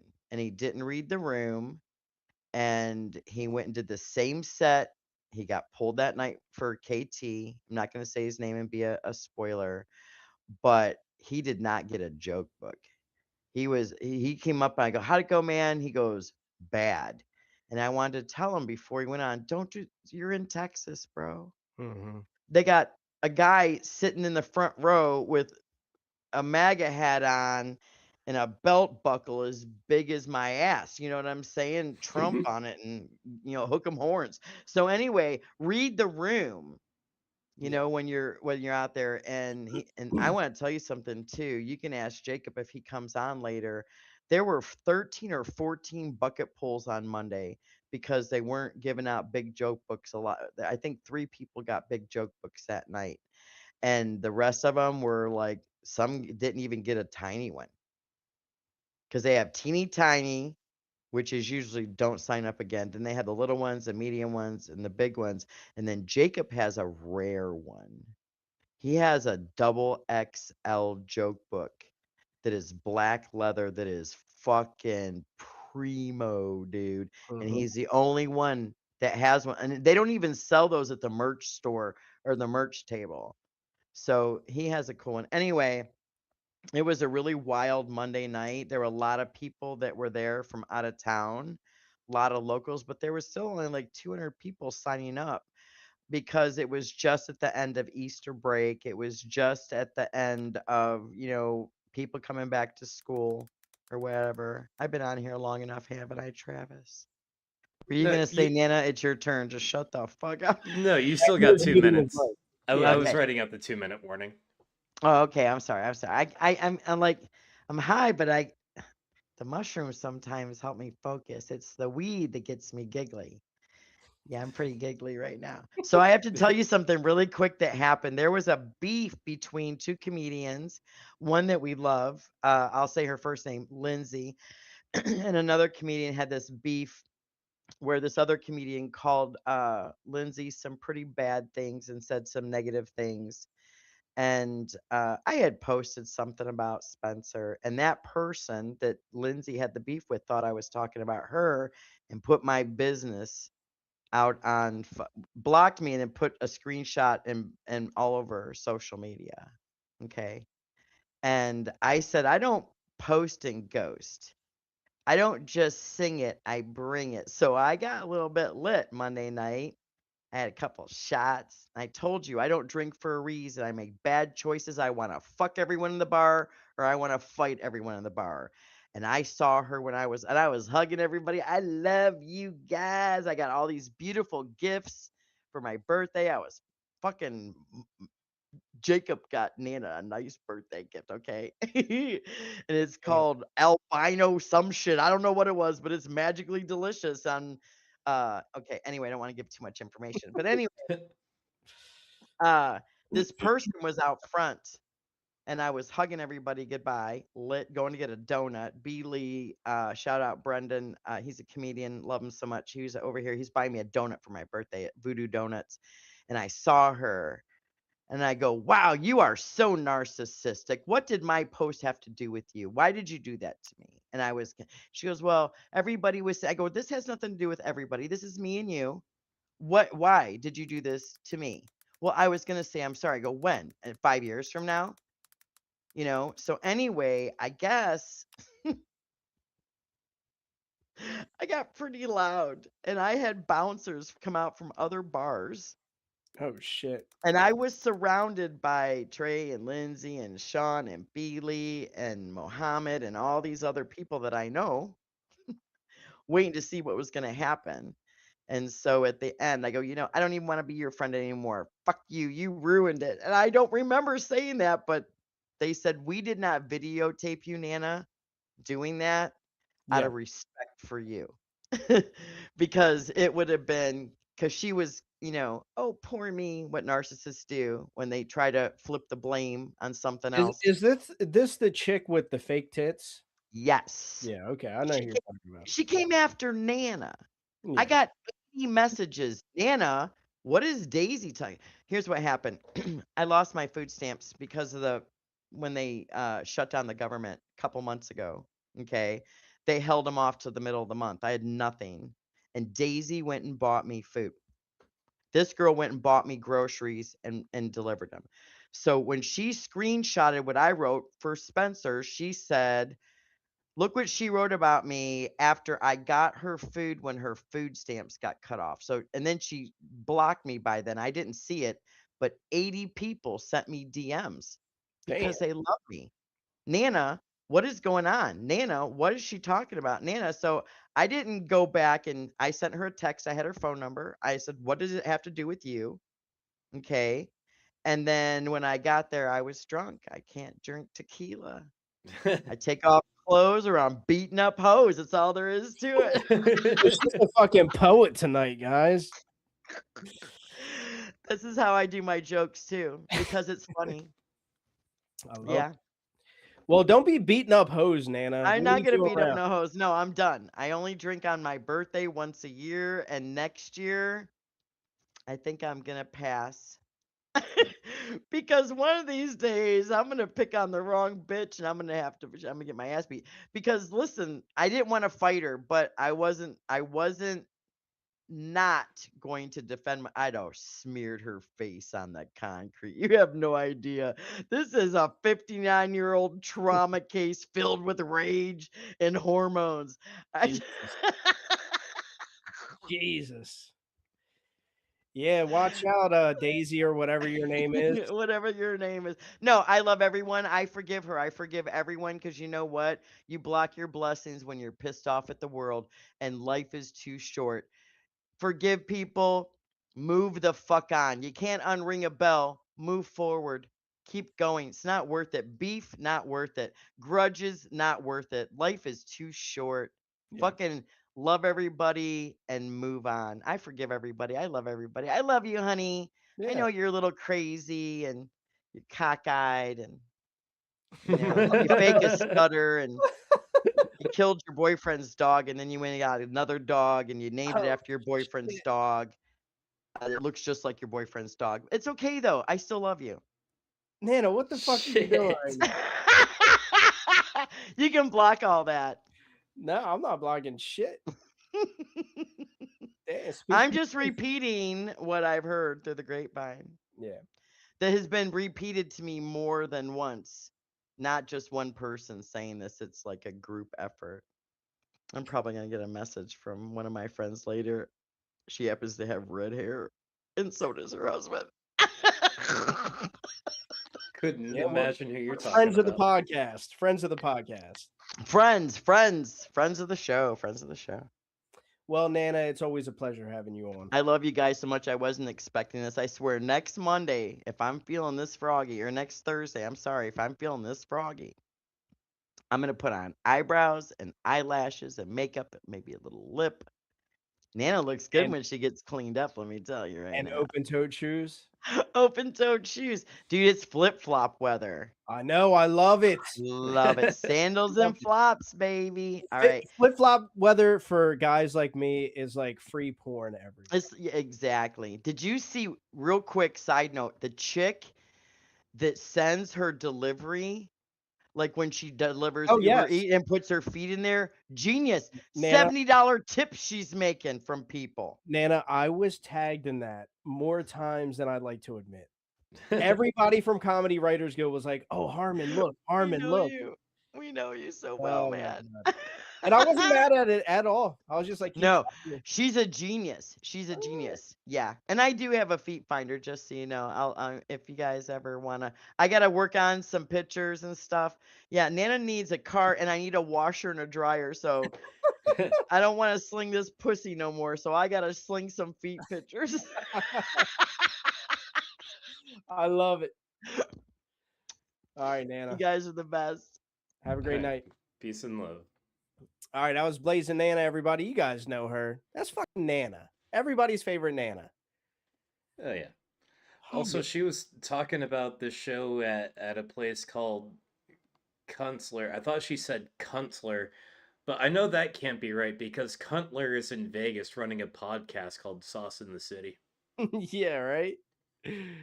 Kunstler. All right. Kunstler is what Dirty Dave says every time he gets drunk. Yeah. All right, let me pull up these jokes. Yo, one's already great. All right, you want me to go ahead and start reading them? Yeah. Yep. All right. So first up, we have. I gotta scroll to it. We have David Arbor, and David Arbor said, "Charlie in the Cum Factory." Interesting.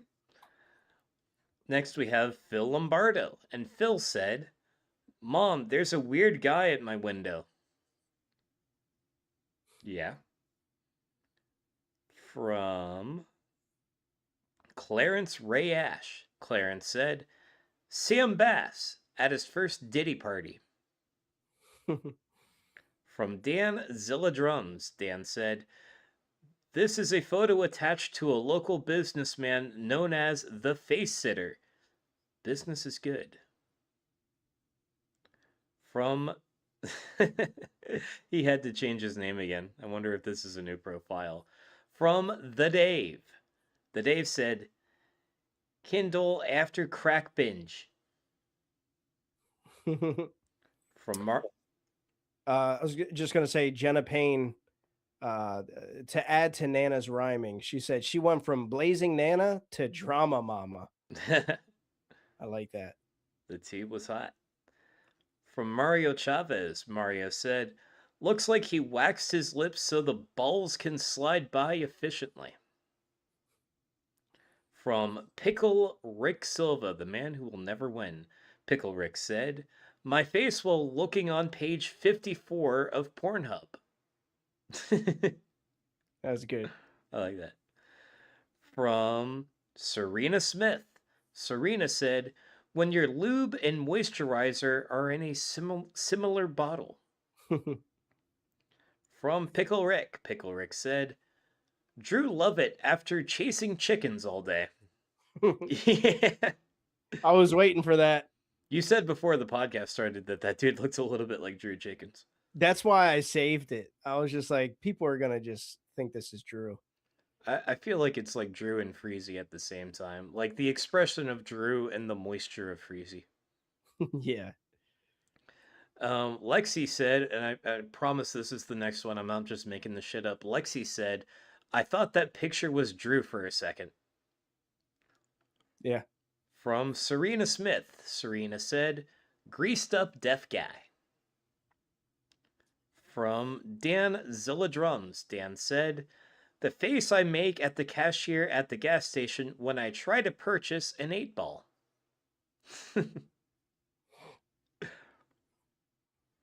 From Phil Lombardo, Phil said, "The guy who lives in Nana's vagina."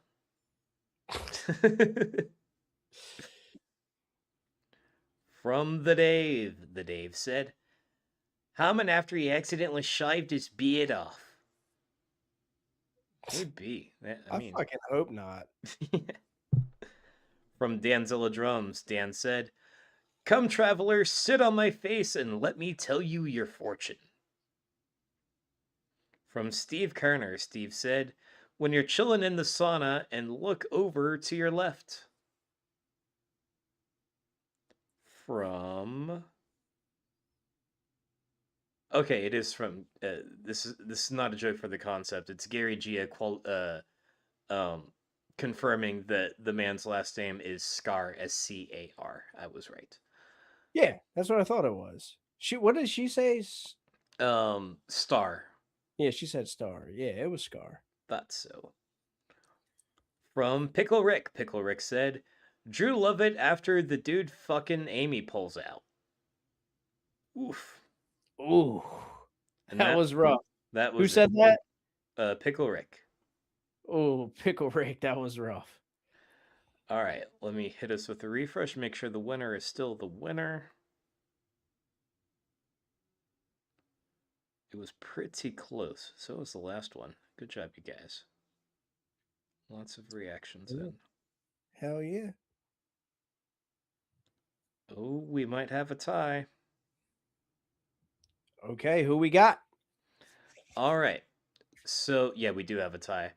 The first winning joke with a total of 6 reactions was the guy who lives in Nana's vagina. And that was Phil Lombardo. The second winning joke, also with a total of 6 reactions, was my face while looking on page 54 of Pornhub. And that was Pickle Rick Silva, the man who has never won. Ooh. Okay. So we got Pickle Rick or we have Phil Lombardo. What do you guys got? Let's see it in the chats. Start the voting. Start the voting now. Let's see. One Rick and one Phil. 2 Phils. 2 Phils, yep. Still 1 Rick. If you guys happen to be watching on Instagram or on YouTube, come over to Fire Gin on Facebook, or follow me, Harmon Comedy, or follow Travis Strom on Facebook. Or if you want to, go the extra mile, follow Comedy Writers Guild group on Facebook or Comedy Writers Guild live interactive podcast on or page on Facebook. This is fucking close. All right, so Rick has 1, 2, 3, 4. Phil has. Wait, I might have miscounted that. Phil has 1, 2, 3, 4, 5, 6. Yeah, it's looking pretty. It's looking pretty Phil. All right, Phil wins. Okay. Of course. Pickle Rick didn't. Nah, dude, that was actually a good joke. That was a really good joke. Yeah.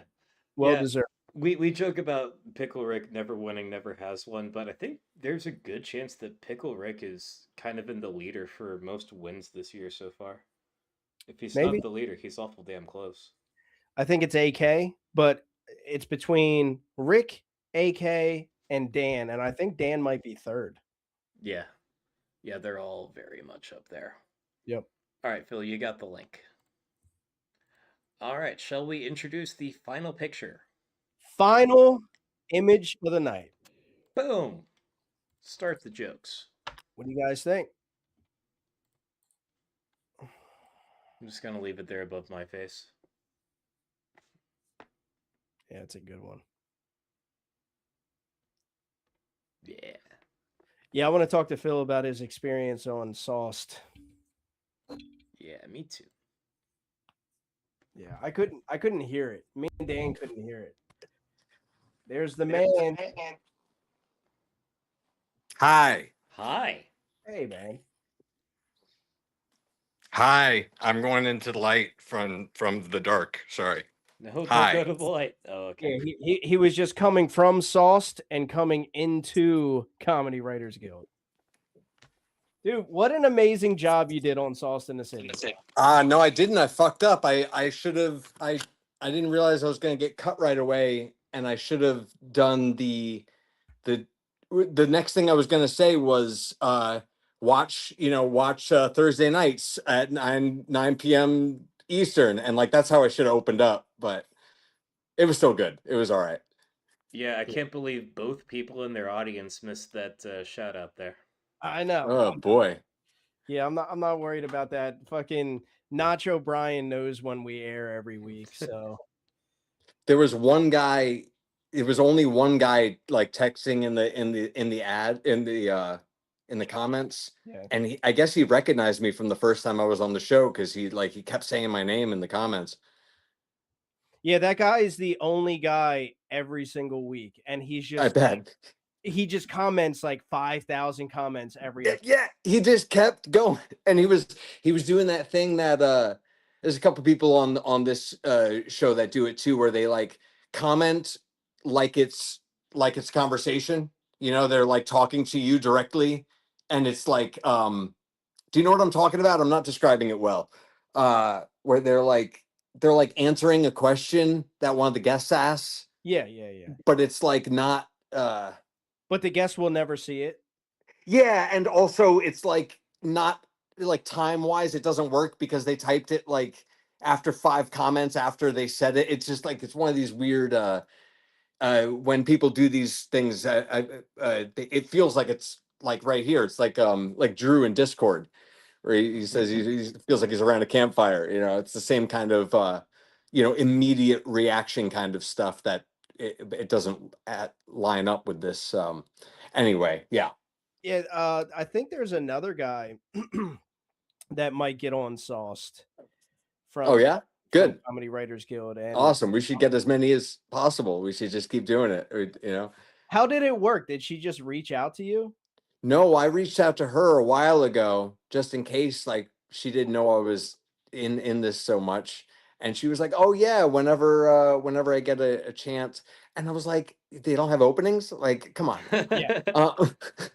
Uh, and yeah, like that night there was only 2 contestants, and then a third one was one of the Brenda also thought I was new because I put my name as Chat DMT. And then she's like, "Oh yes, I and like on the show." I was like, "No, I've been on the show before." And no, actually, it wasn't live yet, dude. I had to. That was actually one of my jokes that didn't get read. It was the face, and it was me after listening to Brenda for an hour just to get 40 seconds of screen time. Yo, you know what? You and I both It had was. the experience, so we can talk about it, dude. The green room It is is where hell. dude. It, The green it- room in her podcast before you go live and everything. That's where I just grew a distaste for her. yeah, she's so nasty. She's Yeah, so she's like weirdly like. I was telling I think it was it's Amanda, good. I was telling her like she's like a parent. She should be like motherly. She's the host and all this stuff, but she's like a parent. She's like telling you to shut up and stuff, and like it's weird. Yeah, It's so fucking weird. yeah, dude. Yeah, that's why Ugh. I made that whole spoof on the podcast because I just like talk shit to everybody. I was just like, all right, shut the fuck up now. Shut the You fuck did, because that's how she was in the green room. no, And you did it I was perfectly. kinda blown You had away. you had that perfect, and doing the turkey sound for that was fucking That was great. Talmadge. That was all Talmadge. That shit. I didn't know it was a turkey sound. I had no idea. I thought it was her. I Well, swear. there was 3. There was me going like that. Then there was Brenda's voice laughing, and then there was a turkey all at the same time. That's so great. Oh Yeah. my god. Oh my god.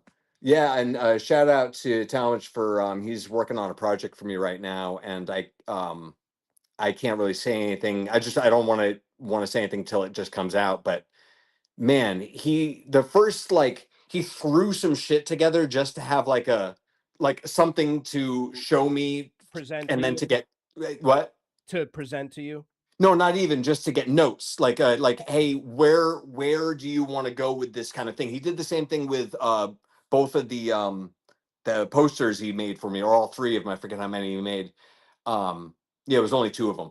But he did this like throw together, and the throw together was pretty fucking good. And I was like, I mean, I definitely have notes for you, but this is already kind of what I'm like kind of looking for. And but then he just sent me a first edit, and it is so fucking good.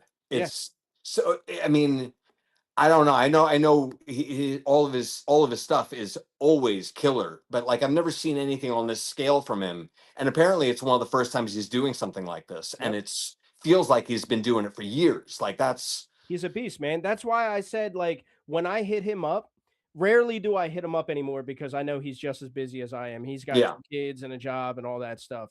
But I'll hit him up to do like a small edit for me real Yeah, quick. he's also spending a lot of time eating steaks, apparently. Is he? I'm sorry, that's a joke for him. Oh, Sorry, go ahead with your keep it story. that. No, but I ask him to talmage it up.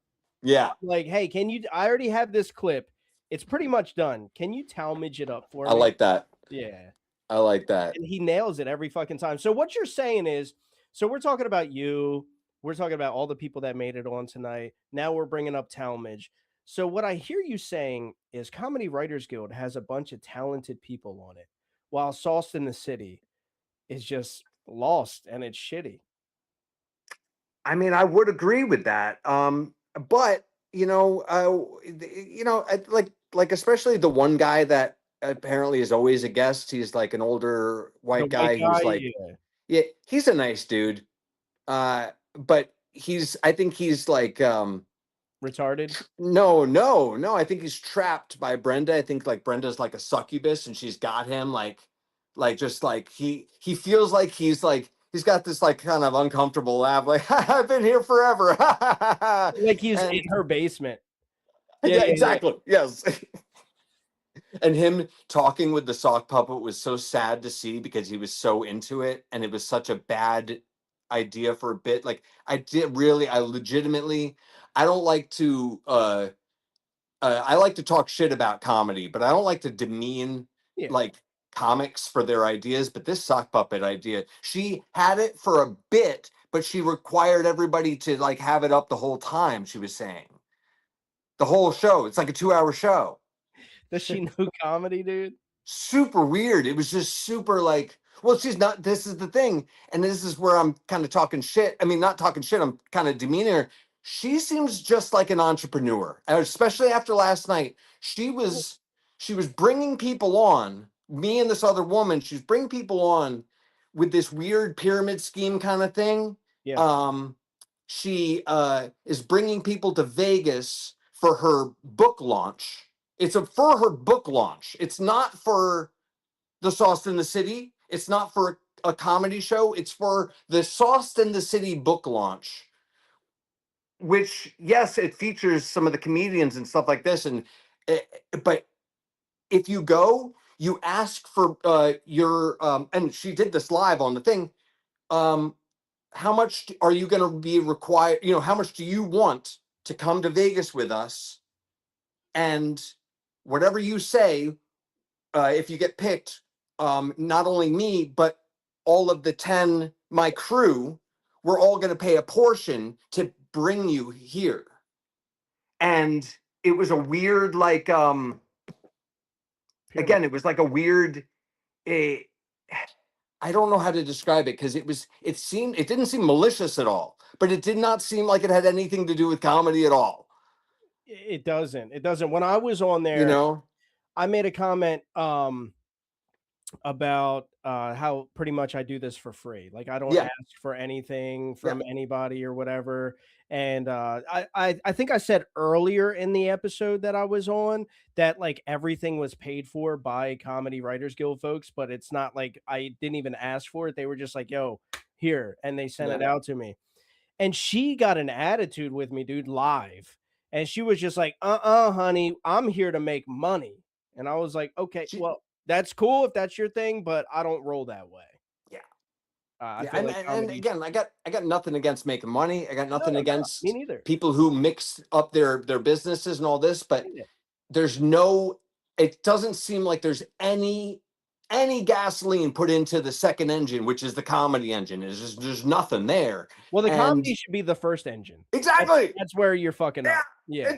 It's a fucking now the show that I was on wasn't even like she's like changing it from a comedy game show to something else. It was just like the whole thing was so fucking weird, and the whole time in the green room she was being so nasty and just again like very demeaning, very like I'm the leader. Okay, everybody's got to at like what are you fucking kidding me right now? Yeah.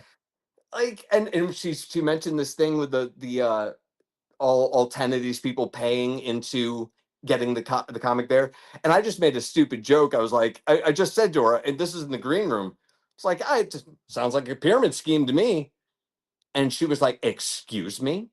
I was like, I'm making a joke. Isn't this a comedy show? Like, what the like? Oh my god. And it was funny because in the green room, I was trying to stick around. I wasn't trying to piss her off, so I just made a few jokes. That's all I did.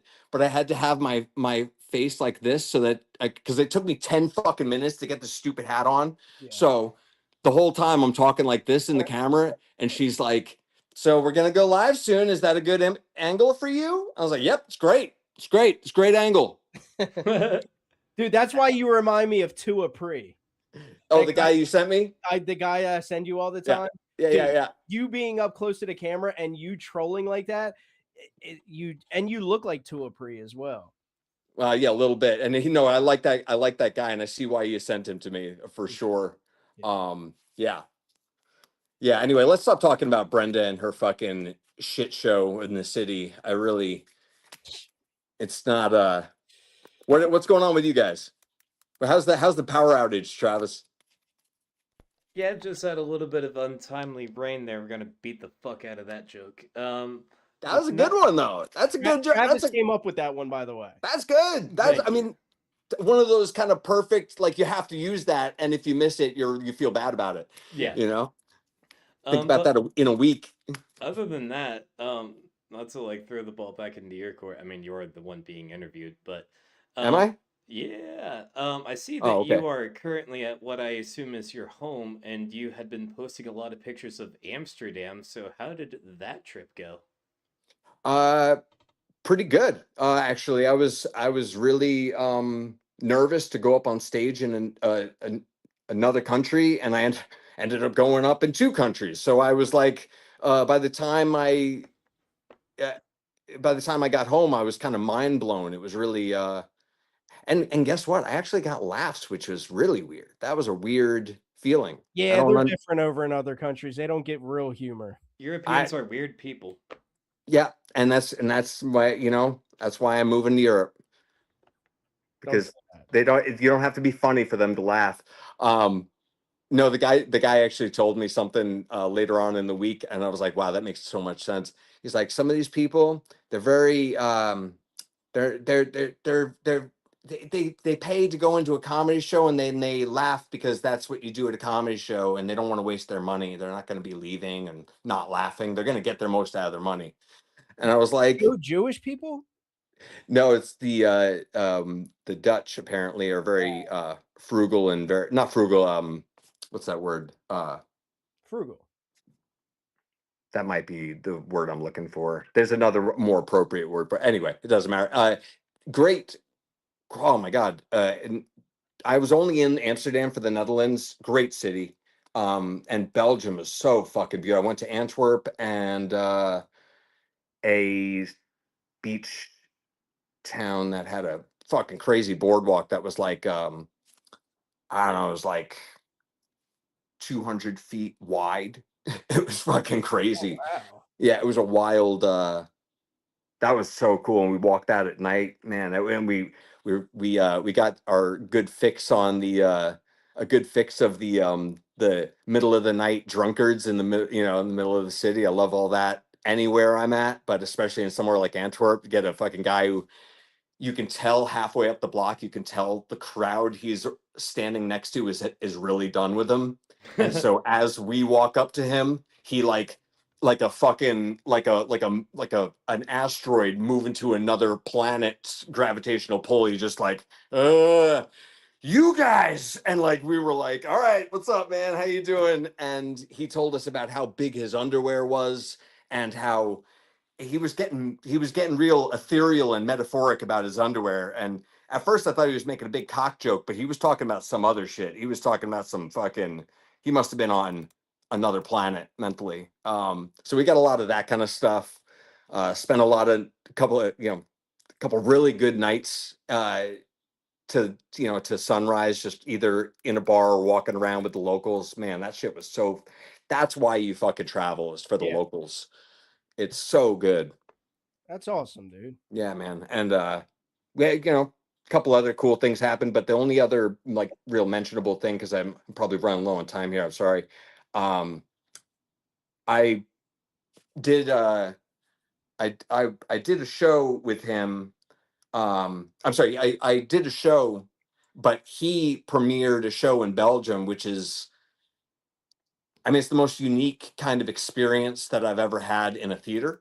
And I've basically seen it all in the theater. Like it's really, this thing is, so the room is completely dark, and he did this because he sold out a tour, and the Belgian people wanted to see him and take pictures with him because he's a TV guy, and they wanted him to be in front of them, and they wanted to see him. So he designed the show completely dark, and he wears a black morph suit, one of those full cover morph suits, Like a green suit, but black.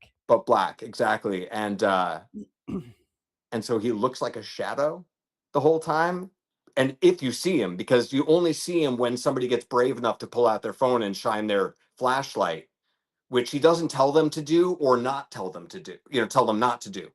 It just happens naturally. And then they end up turning him off because they realize the show's kind of supposed to be dark.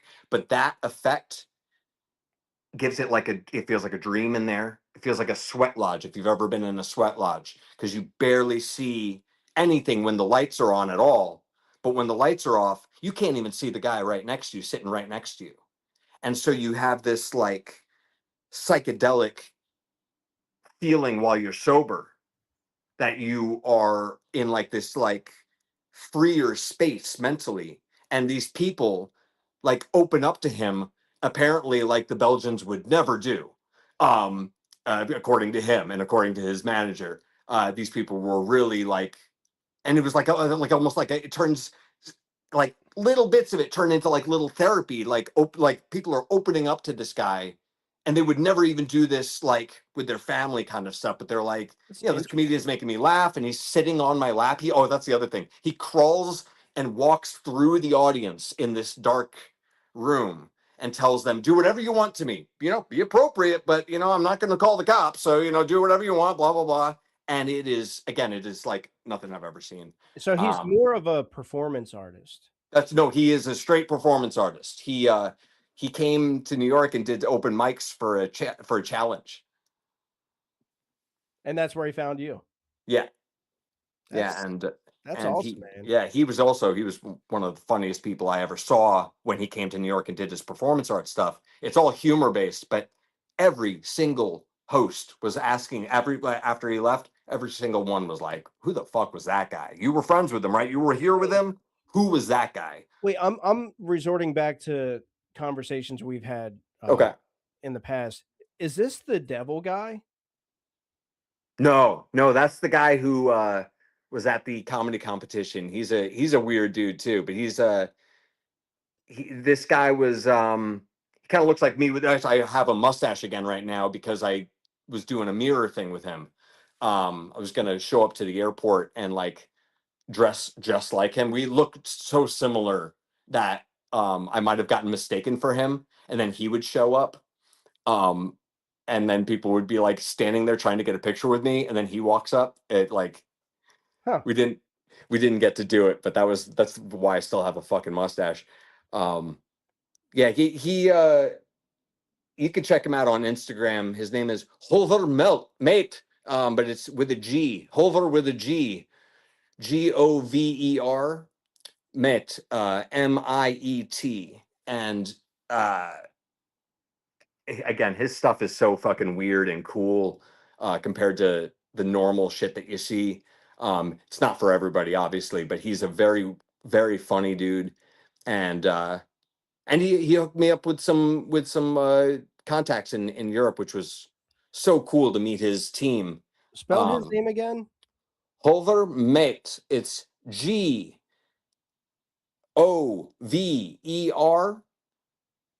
I believe that's how it's spelled. And then Met is Meit or Miet. I forget. I'm sorry. I'm horrible promotional of him. 146,000 followers. No, he's a legitimate like pseudo celebrity in the Netherlands. He's like a TV guy who comes on. He's like the clown on. Oh, I've seen this guy. I probably shared him with you. Oh, maybe that's what it was. Maybe.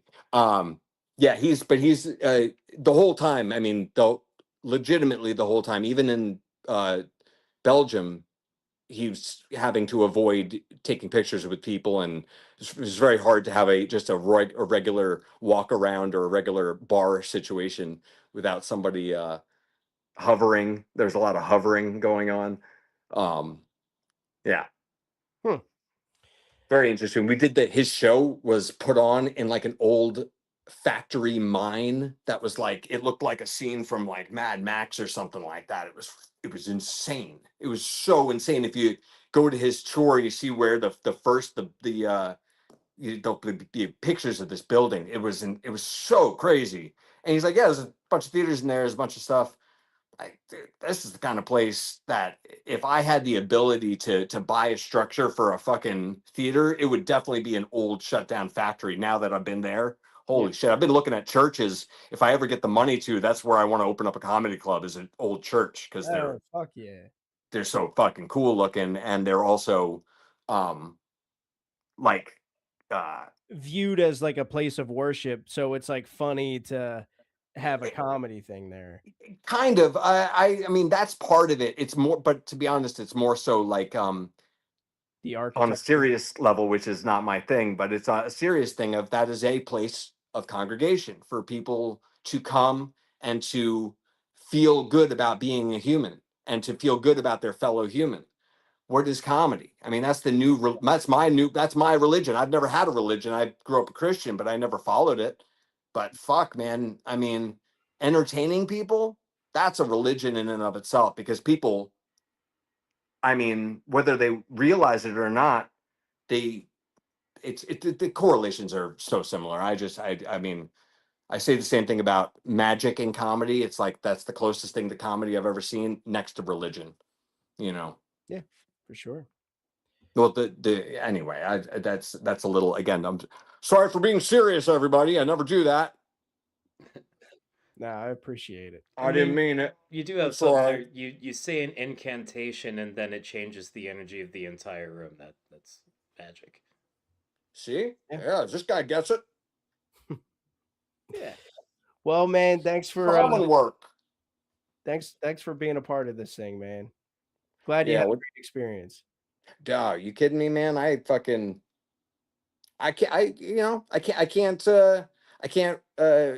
tell you how this group is the reason I ended up in Amsterdam.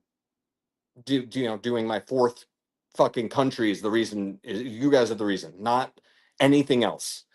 Without finding this group, I really legitimately wouldn't have had any of the confidence that got me to do the stuff that I've done over the last year. I really, I was just thanking this other guy that Joe Alexander, this NBA guy that I interviewed. He taught me all about really, how to be confident for the first fucking time in my life. And then I found you guys. So I'm thanking both of you, really. Like, thank you. Thank you. Thank you. I think that there might be a secondary reason, such as you're a sick motherfucker and you know it. But I'll take the thanks. Thank you. Thank you for thanking us. Yeah.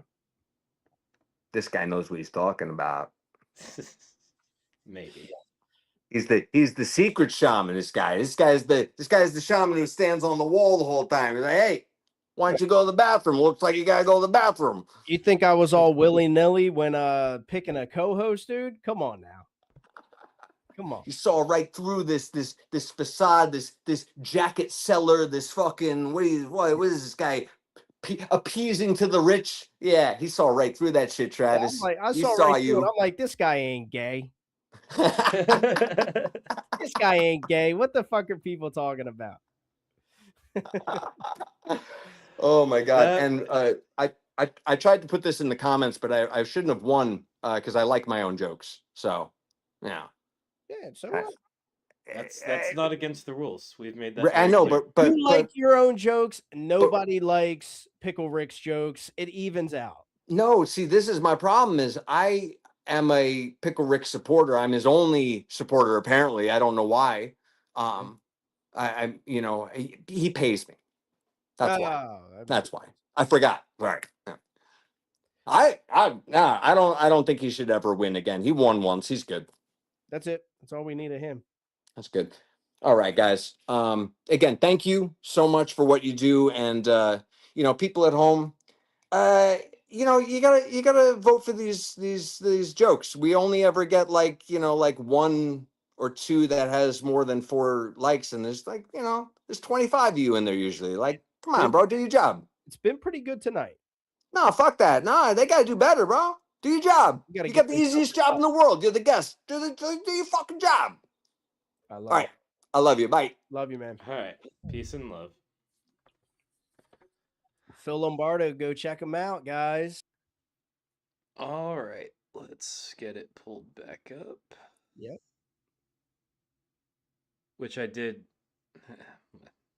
Yeah, like I said, if I put my phone down for more than a few seconds, it navigates away from the page. All right, here we go.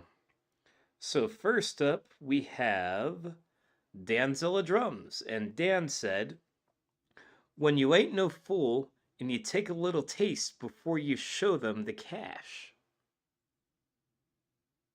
Yeah. Okay. From Kyle Yankowski, Kyle said, "Brenda's face after she sells anybody a card deck." The Dave from the Dave said, "I want $10 zillion in reparations." That was a good one. From Danzilla Drums, Dan said, "That moment right after you slam your finger in the car door and then you have to stop and blow on it and give it a little kiss." From Steve Kerner, Steve said, "Throw me a frickin' red bone here."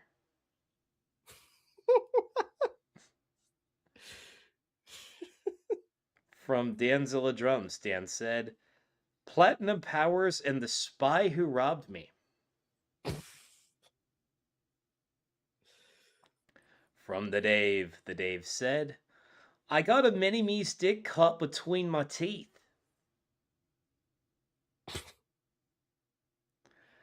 From Jeremy Blair, Jeremy said, "Magic Johnson stick after getting tested for AIDS." From AK, "The Spy Who Shacked Me." From Danzilla Drums, "When demolition costs are too high and you realize you can get the locals to burn their entire neighborhood for free." God damn it, Dan. Moving on, from Serena Smith, Serena said, "When Disney buys the Austin Powers franchise." Yo. Yeah. From Kyle Yankowski. Yeah. From Kyle Yankowski, Kanye East. From Gary Gia, Gary said, "Drewski forgot his white face." From no one, that was it. Dude, those were fucking good. Yeah, and we do have a clear blowout winner, which is a shame because so many of them were good, and like aside from the winner, the most any of them got was like 4. Really? Yeah. Hmm. All right. So the winning joke with a total of 7 reactions was when Disney buys the Austin Powers franchise, and that was Serena Smith. Hell yeah. About time we had her back on. Yeah. Friend of the podcast. Yep, Serena, check your inbox. We're getting you on here. You're a winner. And then Offender's going to be up next. Hell yeah. Can I get a hell yeah? Yeah. Drop your hell yeahs in the chat right now. Yeah, drop your hell yes. Show Offender some love. and then show him some love again 15 minutes later when he's back on. Yep. All right, she has seen it. Cool. Here, let's do some honorable mentions. Jeremy Blair, my balls looking at me after I give him a good tug and shave. Mario Chavez, my proctologist face when I look back at him staring at my leather Cheerio. From Clarence Ray Ash, Shaq's penis complaining how hard he beats him. Let's see. From David Arbor, Shaq sucks Diddy for $1 billion. Yeah, I saw one in here that didn't get read. Or maybe you did read it and I'm just tripping. Something about 1 million white hoes. From AK, the face you make when someone tells you that you're putting your cocaine in the wrong hole. That light's been in my eyes all night. All right, where you at? From Mario Chavez, the face a bisexual makes when he can taste pussy on the dick. There she is. Dude, that's a good one. Yeah. Serena. What's up? What up? I'm Red. Welcome to my dungeon. Nice. Not again. How are y'all doing? Great. How are you? I am doing well. Good. Anything new and exciting since last time? Yes, my comedy show is now every Friday. No specific dates. It's just every Friday at Savage Tiki Bar in Webster, Texas. Fuck yeah. Boom. Yeah. Also, by the way, audience, Serena doesn't have a red light. She's a demon from hell, and it's just regular lighting in there. Yep. That's how she won her spot on here tonight. This is true. Sorry, I gotta scoot my camera over. Yeah, so every Friday night now. And that refresh my memory, that is in Austin or Houston? Houston. That's what I thought. Yeah. Savage Tiki Bar, 10 p.m. every Friday. We are having the best local talent in Houston do comedy. Heck yeah. Hell yeah. And an open mic after the show that I host. So if you want to get some stage time, potential future bookings, come see us. Oh, that's great. Yeah. I would That's love a perfect combination. Absolutely. Gotta get some stage time for everybody, you know? They should do that more often. I feel like they should do that at every show. That's how I did my first open mic, was like, hey, I got a joke. I'm at a show. This is cool. I stuck around. Yeah. And It's 2 just like- years later, here we are. Yeah, it's just like you guys got to see some real talent. If anybody thinks that they have the balls to come up here and try it themselves, now's your time. I think that's awesome. Yeah, it's inspiring when you see people being hilarious and you're like, you know what, I got one up my sleeve, you know? Yeah. I'll tell you what, there was our fair share of hilarity tonight in the comments. People were fucking killing it tonight. I was gonna say there was one that I did that he didn't read and probably didn't. I don't know how many likes he got. Doesn't matter. But with the greased up face dude, I was like, you know, whenever you put AI on the jar of Vaseline you've been fucking, but now it wants to finish. I didn't see that one.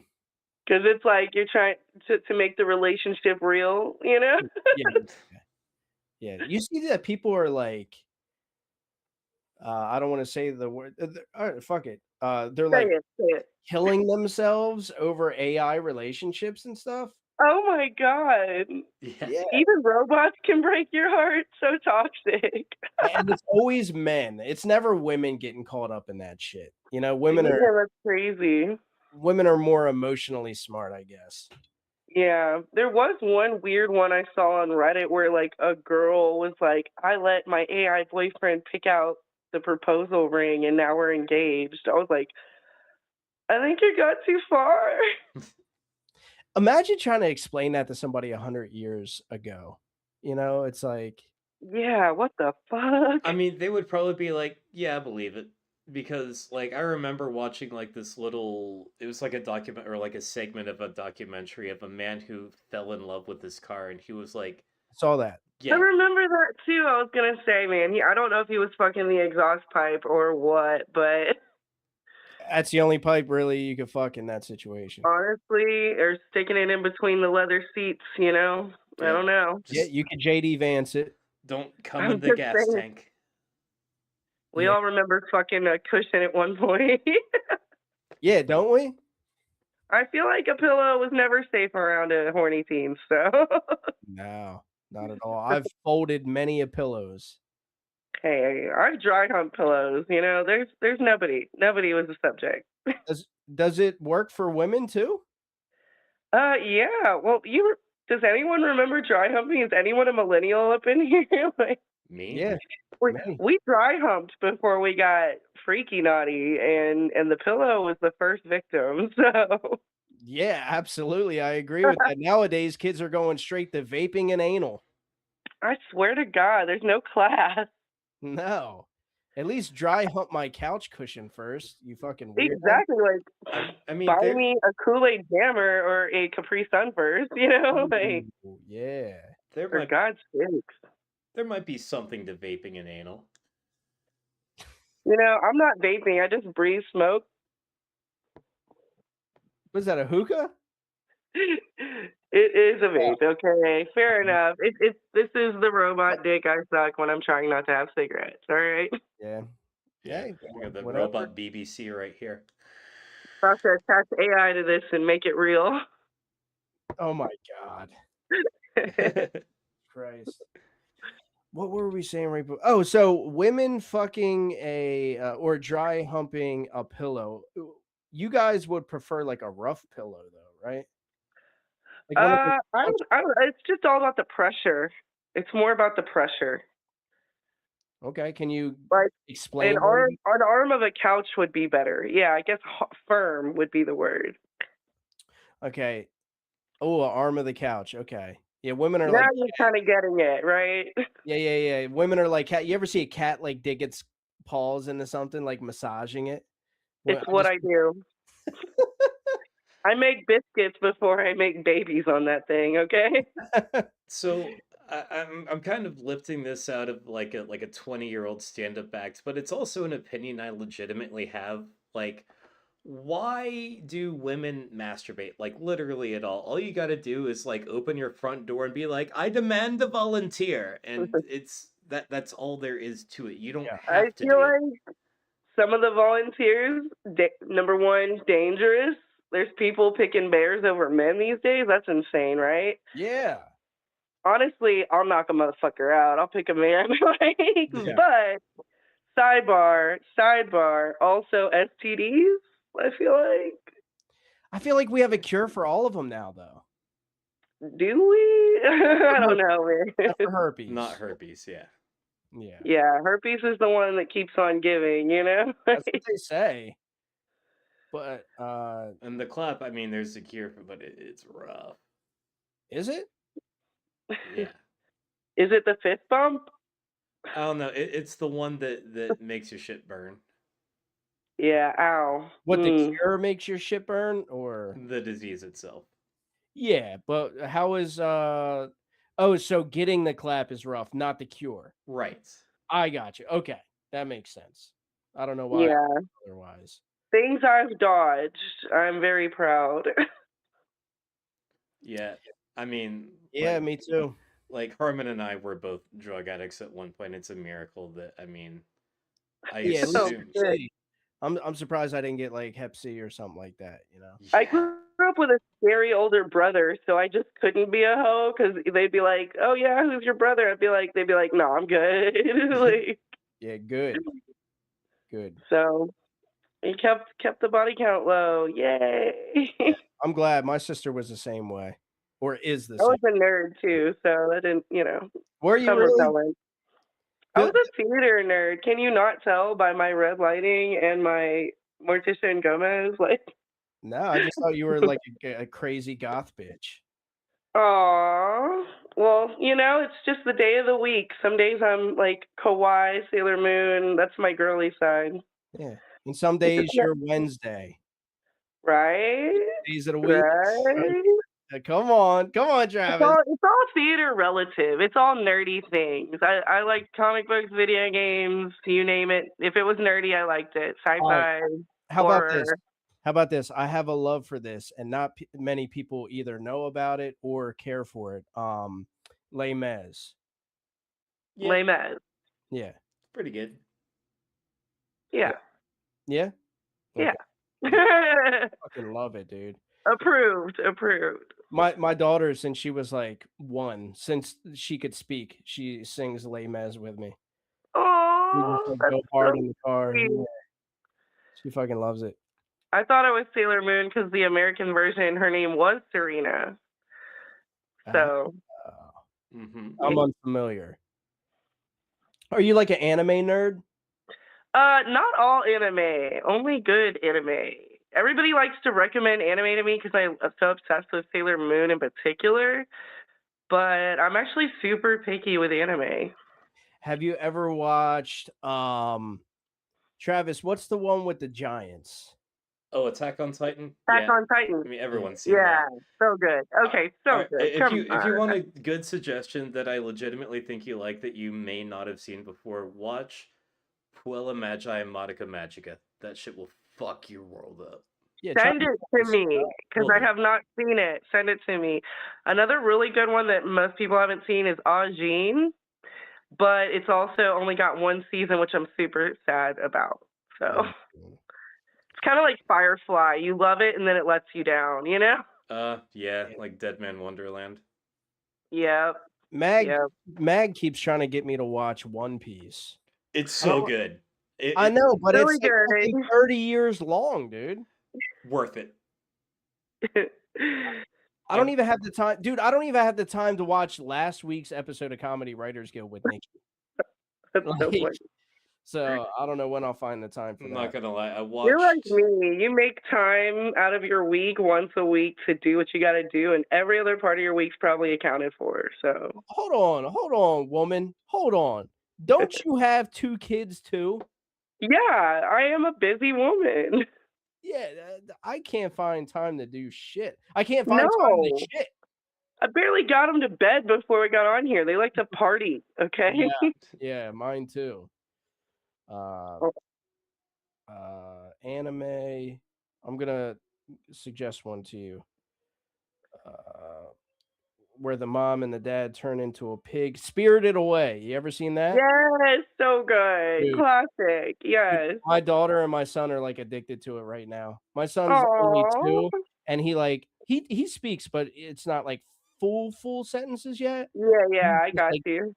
Daddy, when mommy and daddy turn into pigs, and I was like, oh, you Yeah. Spirited Away. All right, I got you, dude. So 2 or 3 years old. He's about to be 3 in June. See, yeah, I got a 3-nager. I got one of those little girl, and my boy's 6. So. See, I couldn't. My daughter's about to be 6, and my son's about to be 3. I just couldn't do that. I'm too much of a purist with my anime. I just look at my 3-year-old son, which I don't have. I don't have any kids. I'd be like, all right, we're watching this in the original Japanese. Time to learn how to read, motherfucker. Right. My son's been reading since 4 years old, so it's not too far-fetched. Damn. Yeah, my daughter's just getting there, and she's 5. My daughter's a wild card, so she'll probably be along that further along the way. Oh yeah, dude, because she's the second child. Yeah, she's nuts. I love her. She's so much fun. Crazy. Yeah. Yeah.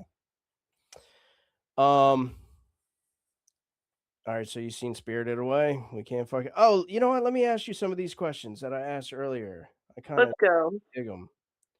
Let me go back here. So, if you had to sing one song every time you entered a room, what song would it be? Every time I entered a room? Mm-hmm. Ooh. I love to sing is the funny part. Are you good at singing? I used to sing for a living, so yes. I think. Really? Yeah, I used to sing blues with my brother and do shows with him. I think it would be funny to just walk in a room and sing "At Last," like just because it's an immediate belt. Etta James. And then yes, and then like everyone thinks you're in love with them immediately. Like I don't know why that would be so funny. I don't know. Yeah, I would fall in love if somebody did that. I fucking love that song. It's one of my go-to karaoke songs. You know what I mean? Like I love doing it. I love blowing the house down with that one. Yeah, I love singing as well. I actually have the whole setup here now to where I Hey, can do all that stuff. So hopefully I'll be dropping some stuff soon. nice. Yeah. All right. I've written some music, but I only have one recorded original song. What's a useless talent that you have A useless talent I have? Ooh. besides Let's being a woman? Sorry. Yeah, it's okay. I haven't said anything sexist this episode, so I just had to drop that one. Sorry. Let it out. I grew up with an older brother. You cannot hurt my feelings. Like, seriously. Useless talent. I mean, I used to play bass guitar. I don't know if it is useless because whenever I was doing music live, my brother played acoustic guitar, and guess what doesn't go with acoustic guitar? Electric bass. An electric bass guitar does not fit into our act. So yeah. Oh, I know. It was. But I'm still gonna get another. I think I'm gonna get a bass like Marceline. I don't know if y'all know about Adventure Time. Fuck yeah. I think I'm gonna get one of those and just get right back into bass, despite everything that it might be useless for. Fun fact: Travis is a bassist. Nice. I am a racist. So we have that in common. I hope you don't mind red. Yeah. No, you're good in my book. These damn Redskins. Redskins. I All felt right. like we're making Redskin into Mexican, like Mexican. I don't know. Oh, that's all right. We're not going there. I thought it was pretty great. I am in Texas. Who knows? Yeah. When in Rome. If you could pause time for 10 seconds, what would you do? If I could pause time, I'd probably rob a bank. Are you kidding me? What would everyone like? Yeah, I guess that's a dumb question because I mean, I would be set. I would just be like, cool. I don't care about money. I like doing things I'm passionate about. Let me just get this stack real quick and live happy. Damn right. Damn right. Well, it was great having you on again. I love seeing you. You are always so positive in the comments and hyping people up, saying you love Nana, and Yeah. And not only that, you make great fucking jokes and you win spots. So thank you. Thank y'all for having me. It's always a pleasure. I love you guys. Yeah, we love you too. Till next time. See you next week. All right. Peace and love. Yeah. All right. All right, guys. That was Serena Moon. All right. And now we are getting Offender on here. Let me just find him. Yeah, this is great podcasting of me. I forgot to send the link to. Yeah, all good.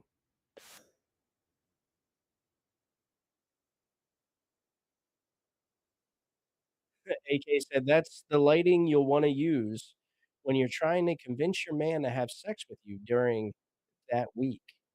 I didn't need no convincing. Ain't nothing wrong with a little bit of love paint. Yeah, Mario agrees. He said, she said, I hope you like red, LOL. The most feared statement said to men. Hey, nothing wrong with a little bit of iron in your diet. Oh, shit. I always say a little blood never killed this vampire. Jenna Payne said girl math is sexist. Thank you for reminding me. I did say actually I didn't come up with sex or girl math, so that's not sexist. Oh no, I did. Okay. Fair, touche. Great movie, says Layman Johnson. Great movie. Which movie, dude? I wonder if he means Les Mis because that was not originally a movie. It was for the stage, which that's the way I saw it. Yeah. And like I enjoyed it quite a lot, but I didn't like I don't really recall like the story or the music or much of anything, just that I Uh, generally enjoyed it.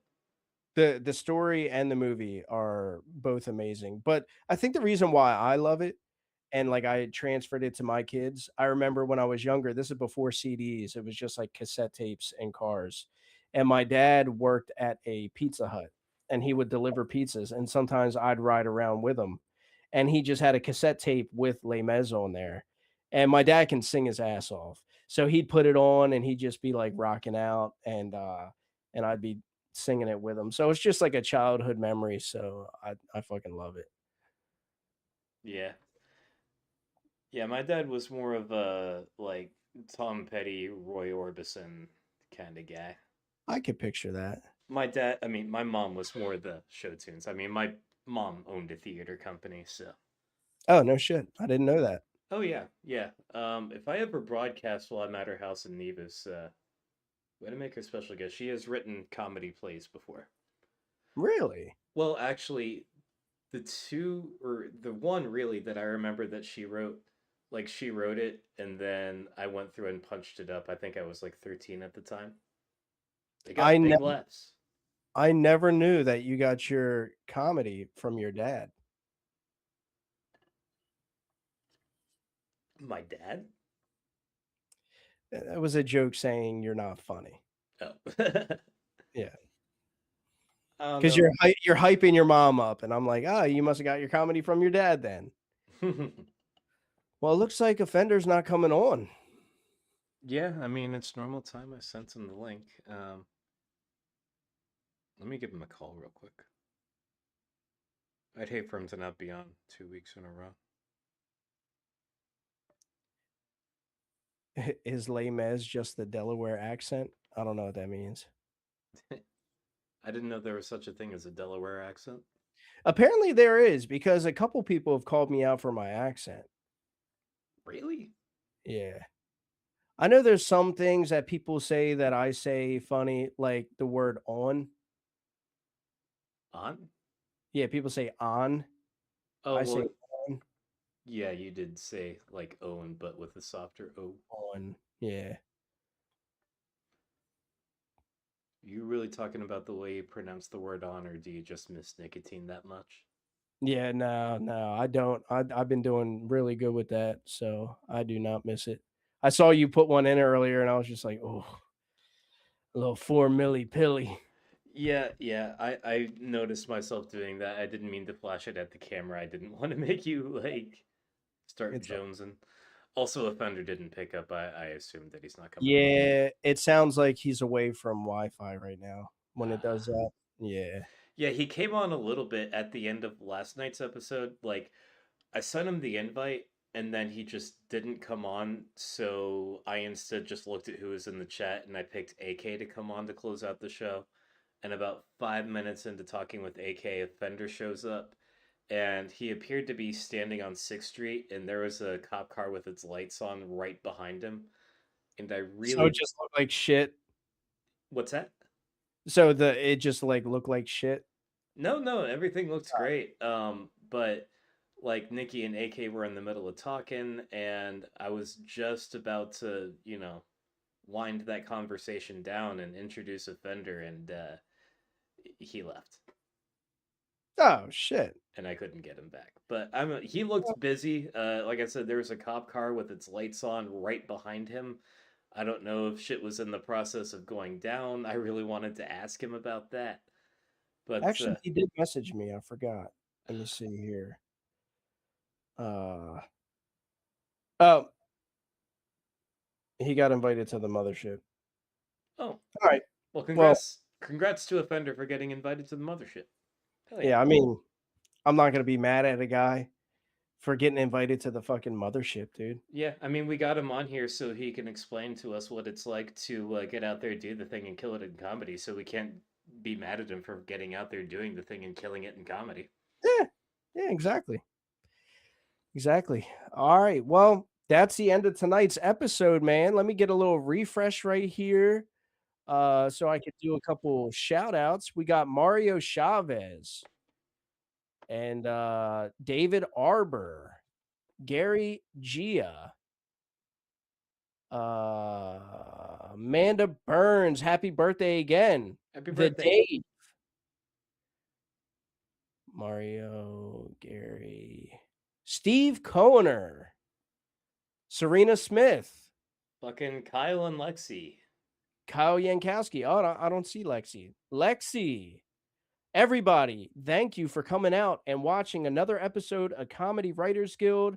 Special shout out to Timely Rain and shout out to the untimely rain that happened beforehand, but we still made it on. Had to use that joke one last time, dude. It was a good one. Thank you. Yep. Travis, you got anything you want to talk about? Yes, I do. Be sure to check out all of our affiliated podcasts. Check out Higher Consciousness, Lower Standards. Just released an episode with our own Lexi Lego. Be sure to check that out. Be sure to check out the Pinky Pod. Check out the Let's Ruin Our Lives podcast. And also check out GoldenTicketTour.com. Look at their dates, look at their locations, and drive out to whichever one is closest to you. Especially if the one closest to you is the one in Tacoma, Washington.